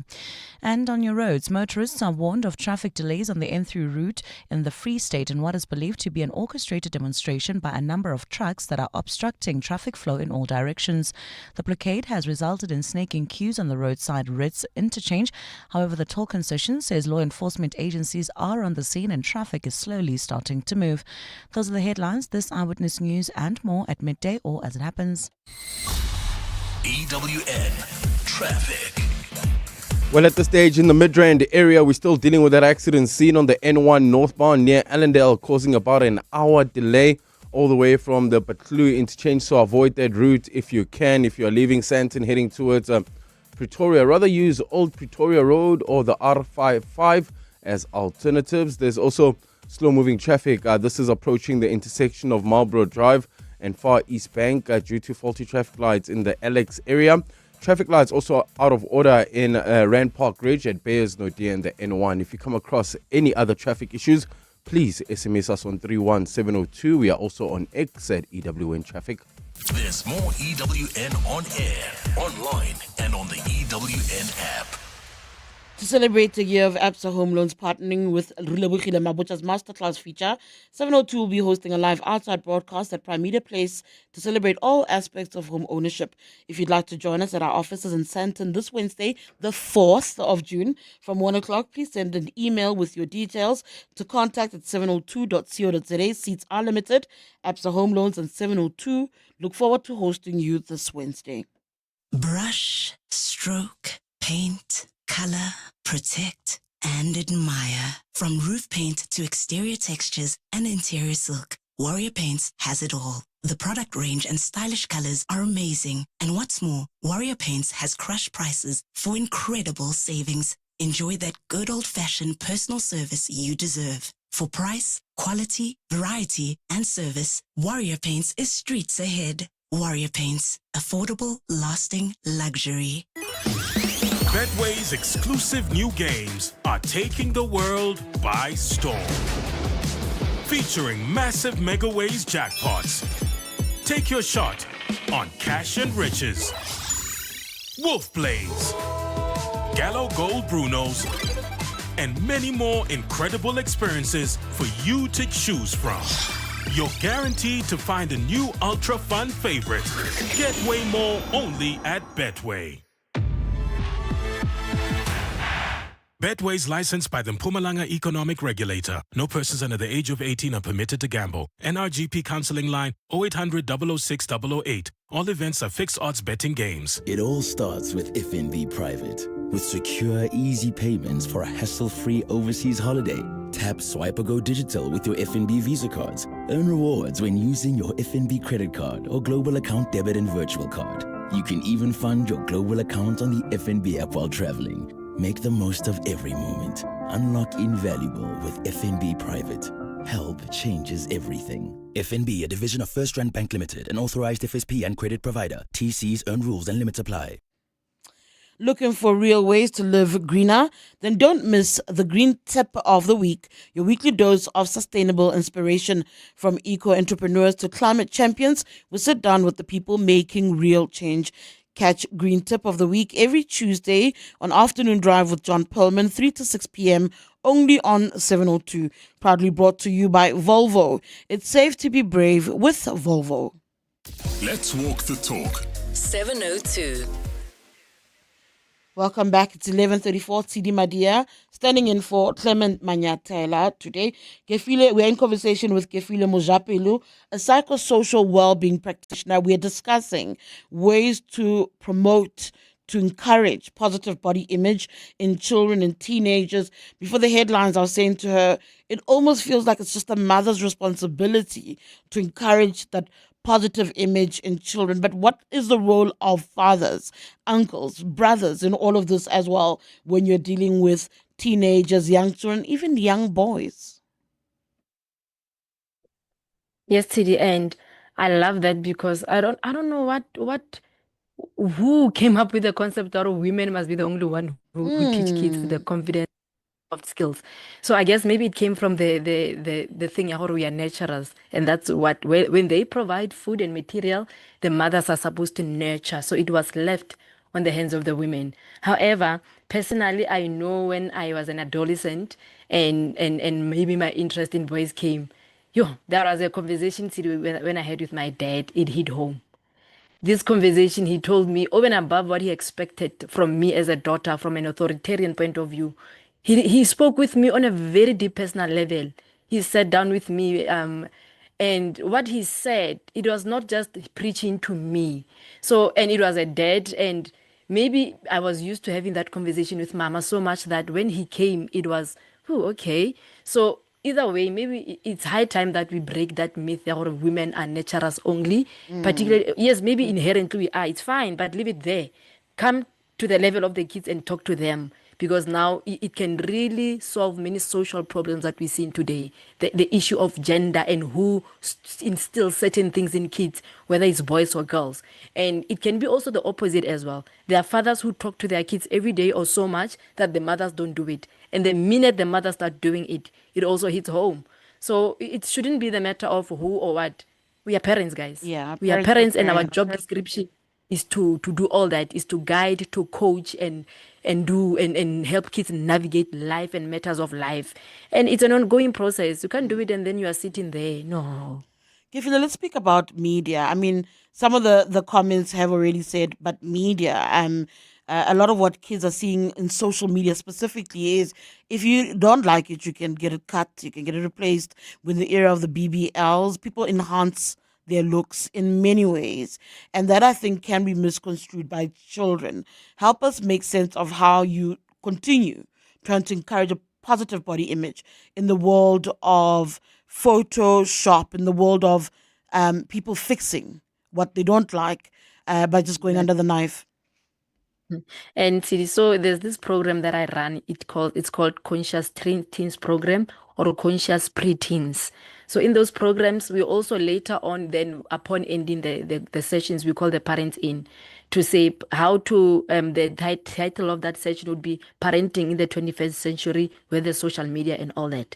So a lot of it sounds so tedious. It sounds like it's too much. It's a bigger problem to solve, particularly because social media is so big and we can't beat it. However, I would rather have it then says to us to say, please amplify it in the household by trying to teach your kids so much so that when they leave the household, they go to social media and they are exposed to certain things. Then let them experience an intrapersonal conflict to say, I'm so solidified in my mind and my being that my mother taught me this, but then now I'm seeing a friend who does this and I'm challenged. That challenge, that's what we want. Unlike when there's no interpersonal conflict or self-talk happening.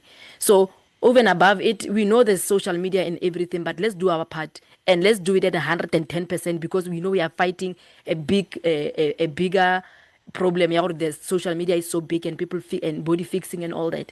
But every day, if you do it with your child, Tshidi, it really goes a long way that we don't realize. And leave that social media at the point where, yes, of course, they will be exposed to it, but create that conflict between them that then when they're exposed, it makes it difficult for them to just easily give in.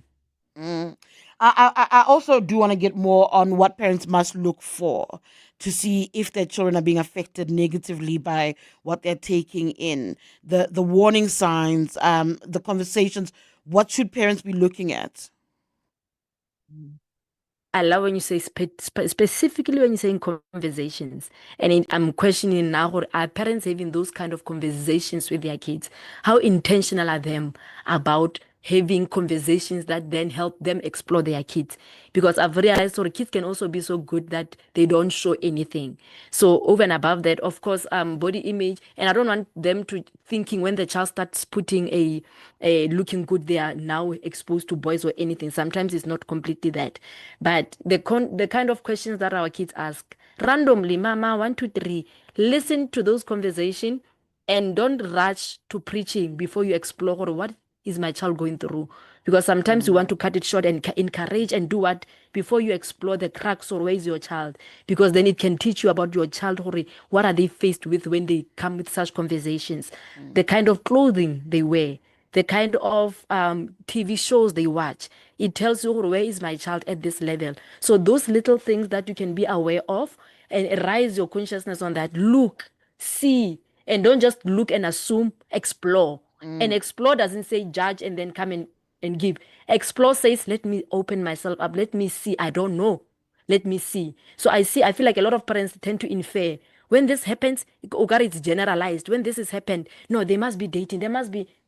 Can they explore? Have the conversations. I'm going to play you a couple of voice notes that have come our way. Just take a listen, please. Hi, Tshidi. What a great topic. I just want to weigh in as a mom of boys who are not even 8 years old yet, but last year they had a big review, 2 weeks of concert time at school. And my one little man is a very nice, stocky little boy, but not fat at all. And a child commented on him that he doesn't have a six-pack. I cannot get that child to understand that it doesn't matter. He's very self-conscious now because all the little boys that they were dressing their shirts, they were changing shirts in front of, and they made fun of him. So yes, whilst there's a gender thing as well, I think it's just a general children's thing who just, there's groups of kids who just feel they can say anything to any child. And those more sensitive, like my one little man, takes it to heart. And he now goes into a bathroom, closes the door when they have to change for sports. So it's not just the little girls. I get the girls thing, but boys can be as impacted by comments of anything. And I mean, it's just the fact that he doesn't have a six-pack yet. Anyway, have a great day and thank you for the show. And that's it there, Kifilia, that little boys also are forgotten, but actually as equally affected by what is said around them, how it's communicated, what they look like. They're also trying to make sense of their own journeys as they go into adolescence. Yes, and the first question would be, who is this child's role model? More than that, who normally or does not normally speak to him, but he looks up to and he respects, then that person would be the best one to have the conversation with the child. If there's nobody, therapy. It would be nice to start exploring because anyway, the child is already there. So it would be nice to have a professional who speaks to this child and expand their views about life, world, body image, and where they are. Try to locate it, and because that's what we do, we locate where the child is, and then we start developing from there. So you can do it in many ways through professionals, and as well as not many. Do it in all, actually, not just one but another. Do it in all those ways to say, if the child has a father, let the father speak to him. If there's an uncle, let the child speak to him. Because sometimes as mothers, we say, no, mama, no, you're trying to make me feel better. But if it's a father, they would, or it's another person, but particularly for this child, I would say the father or the uncle or whoever, I wish they can expand that conversation further for them. Even therapy, I would recommend. I want to speak about the schooling environments, but before we get into that, I want you to listen to another voice note that speaks about another child's experiences and how a mother's navigating that. First of all, thank you so much for having this very important conversation, especially in the climate that our children are growing up in. My name is Mpumimda, and I'm the mother of a 13-year-old daughter. Earlier this year, she started grade 8 at Kingsmead College. We were excited. It felt like the right next step for her to grow academically and creatively. But what we weren't prepared for was how emotionally unsafe that environment would become. She was body shamed, she was called fat, and another student made cruel comments about her scars. And over time, she became so anxious about eating in public that she stopped eating at school altogether. She even would hide in the locker rooms during breaks. And then it escalated. One of the same students who had bullied her and body shamed her tried to solicit her, asking if she wanted to be sold to boys from another school in exchange for money. When she said no, the pressure continued, both in messages and in person. Now, we obviously reported this, but despite the severity, there was no sense of urgency from the school, no protection, no follow-up, no justice. The silence was louder than the harm. The silence was louder than the harm. I know that particular lady's story personally. I know Mpumi very well, so I do know a little bit of what happened in the background. That issue around the school, the silence is louder than the harm is not what I think any parent wants to come back and say. The environment and the ability to help nurture and to navigate such instances, Kefilwe, how crucial is it? Oh, Tshidi, that's so sad to hear. And sometimes you take your child to therapy and do all the work, but if they're exposed to the same environment, it becomes even difficult for them to really go back to seeing themselves in a certain way, because it's perpetual. It keeps on happening all the time. So sometimes removing the child from the environment would really help, because therapy sometimes, or the work that we do, tends not to be met with success if the environment doesn't change. What should schools be doing in instances such as these? Because we hear about bullying quite often, and bullying, for the most of it, what you often hear is it's down to body shaming. So when you have a child where you're trying to create a particular body image, and a positive one, in an area where this is constantly happening, I imagine that a school, be it church, wherever the environment is, that the adults, they should be partners in navigating the space. Your advice to all parties in such instances would be what? So in schools, I know particularly in government, there's what we call school-based support teachers. Those SBST teachers, that's when they look at these social problems and they call liaise people with people like us, where every month or every quarter we have programs. It could be prevention programs, it could be early intervention programs. So I literally work with schools to see what problems is this school experiencing, and we explore ways to solve those issues or attend to through programs. And that's when also individual referrals comes at. So it's critical that schools have those kind of teachers. I know government does, and they have practitioners based in school. And I know even private, they do that. So all this, I think it all goes down to joining hands and working holistically at this child, and not only focusing on academia, because kids can fail irrespective of how good academically or strong they are. But because of these bullying tactics, then our kids tend to either commit suicide or leave schools. So it's important that these programs are part of the schooling programs. Over and above, we are teaching life skills. let it go beyond that, but let us have practical works and programs that we can continuously teach kids. Or this is what we aim when you say, for example, bullying and how far we can take it. Now it's a crime. We need to go around the schools and teach them, or you can be we can take you to prison for 1, 2, 3. So we need to really do a lot to empower schools, learners, and have these programs running schools. I want to take you a step back. Earlier on, I asked you about how do parents pick up on when their kids are being affected negatively by what's happening on social media as far as body image is concerned. But is there a physical manifestation? So sometimes you'll read about people who cut, young women who cut, and even though I think often it's associated with either psychological pains, I'm wondering if there is ever a connection between this issue of body image and that kind of pain and frustration, and whether or not it can manifest in physical harm by the children to themselves. Definitely, Tshidi, because stress is experienced both within the mind and also the body part of it, where whether there's pressure or anything happening, your body takes it in. Hence, I'm saying we live in a trio world. You are the body, the mind, and the soul. So your body tends to bear the brunt of it, where you contain the stressors, and ultimately they will show, where I can maybe lose weight as a child, or I can some cut, and I get a lot of cuttings. In this case, the cases I'm dealing with are those kids who cut themselves, and some also they don't eat, like they said. Some they sleep for an extended time. And also one of the usual ones that I see, the normal ones, is when a child doesn't come home. They take a long time. They go wherever they go, and then they come home later if it's a home problem. But also if it's particularly in school, they would not want to go to school and be disinterested in certain activities within the school. You'd normally know this is a sporty child, but now they're avoiding going to certain things because sports, that's when I play sports with my body, and I can't show up in this way because now apparently they said my breasts are big.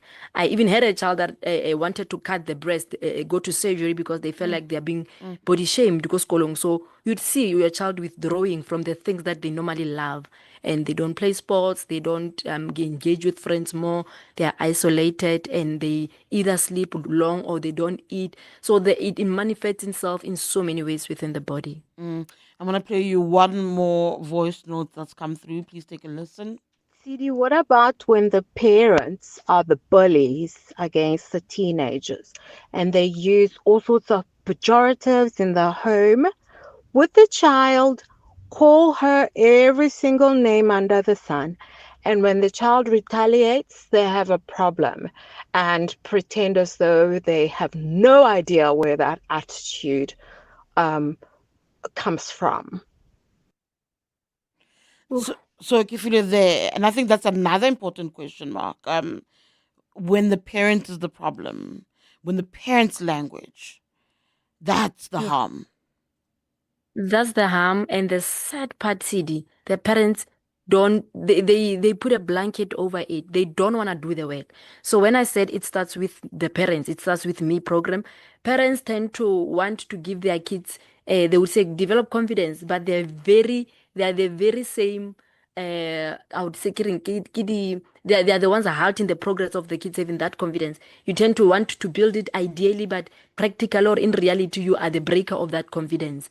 So it saddens me so much because if it's like that, it's presenting us kamatamanti, because I've seen children when they said, if I'm out of this house, in grade 12, I'm never going to come back to this household because my mom is a bully or my dad is a bully, and they don't realize. And most of it, the common mistake that as parents we have is that thing out, I'm providing you, I'm taking you to the best schools, I'm doing this, what do you want? And they take for granted and make a mockery of emotional well-being. And when we come into the picture, they make it look, they are victims, they are victims, and they have ways to say, no, but I do this, and they can show you all the evidence. But going into themselves and saying, but my ways, I need to change more than the child changing. It does work. That's where parents, and that's what I also do in my parenting programs. And that's where I see the hostility. Or a person does not want to go into themselves. They just want to parent from the outside, portraying whatever picture, I'm this, but you don't portray who you are. You don't relate to your child as a person. That's when the relatability elements comes in. Who you are parenting, but you are parenting outside of yourself.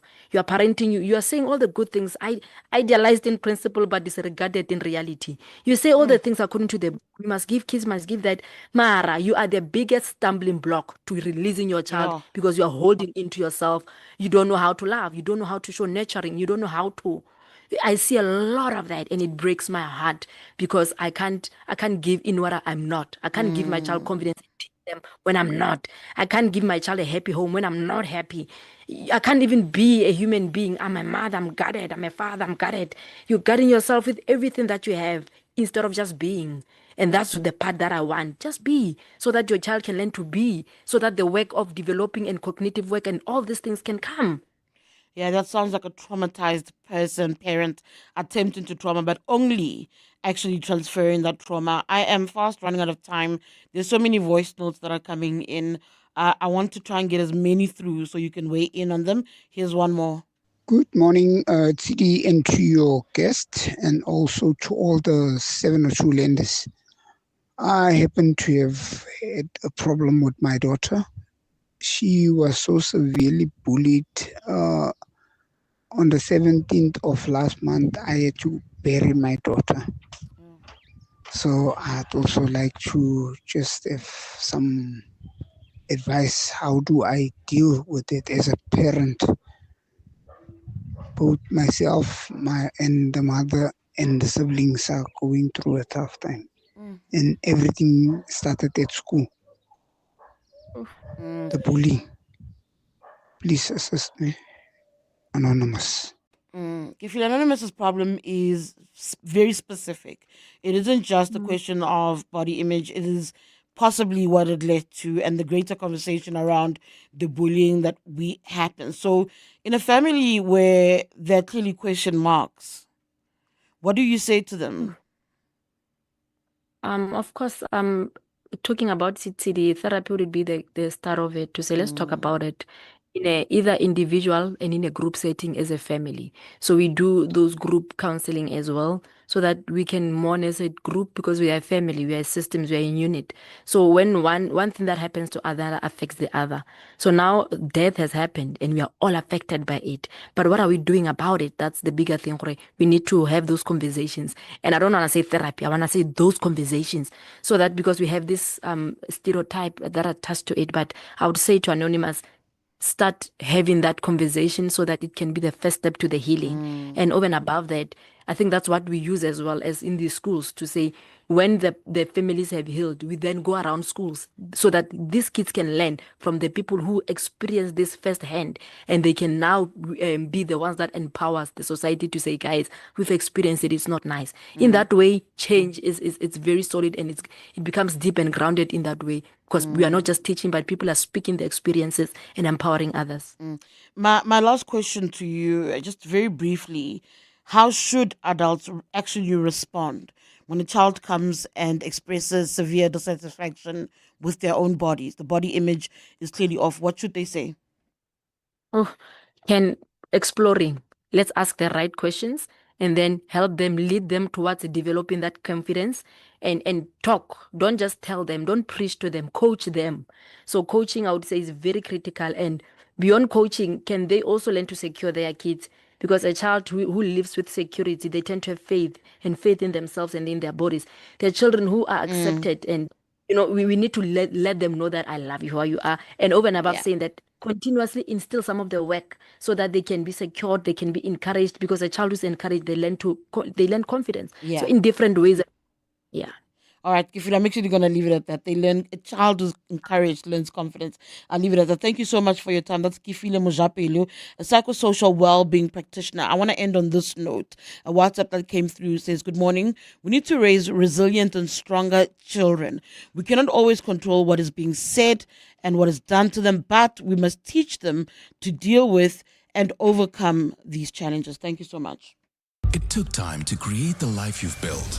Every milestone, every moment, you've earned it. Indra takes the time to understand what's priceless to you, tailoring insurance to match a life of distinction. True peace of mind comes from knowing that everything you've worked for is insured with precision.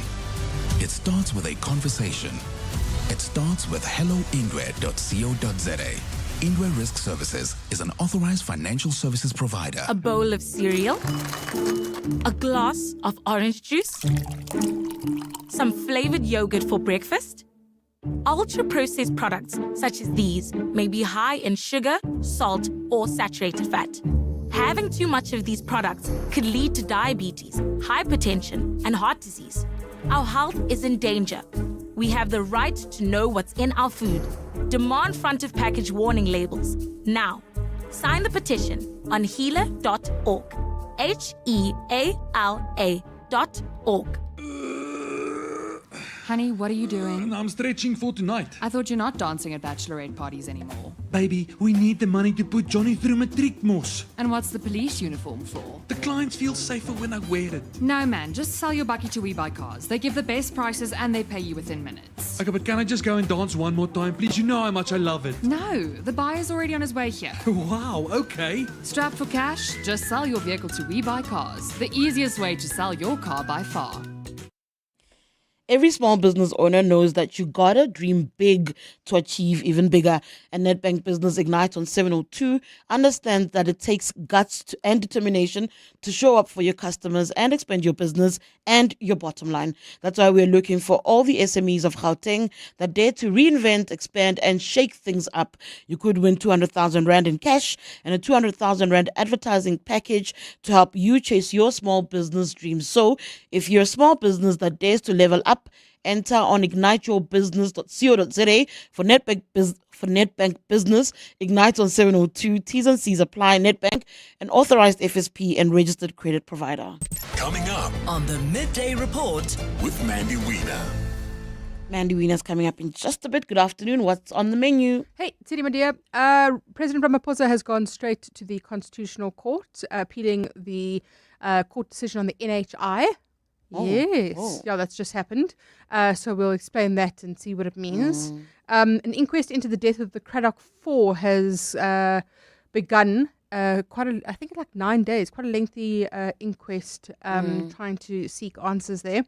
Lots of court cases today.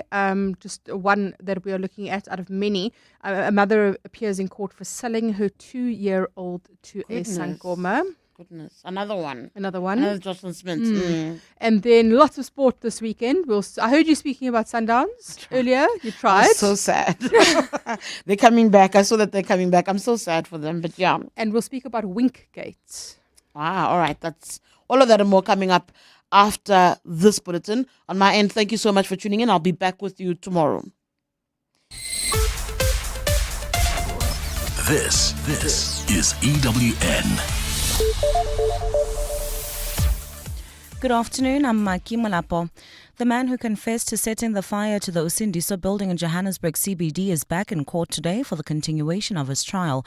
Tshidi Madia says standing trial at the Palm Ridge Magistrates Court facing charges of murder, attempted murder,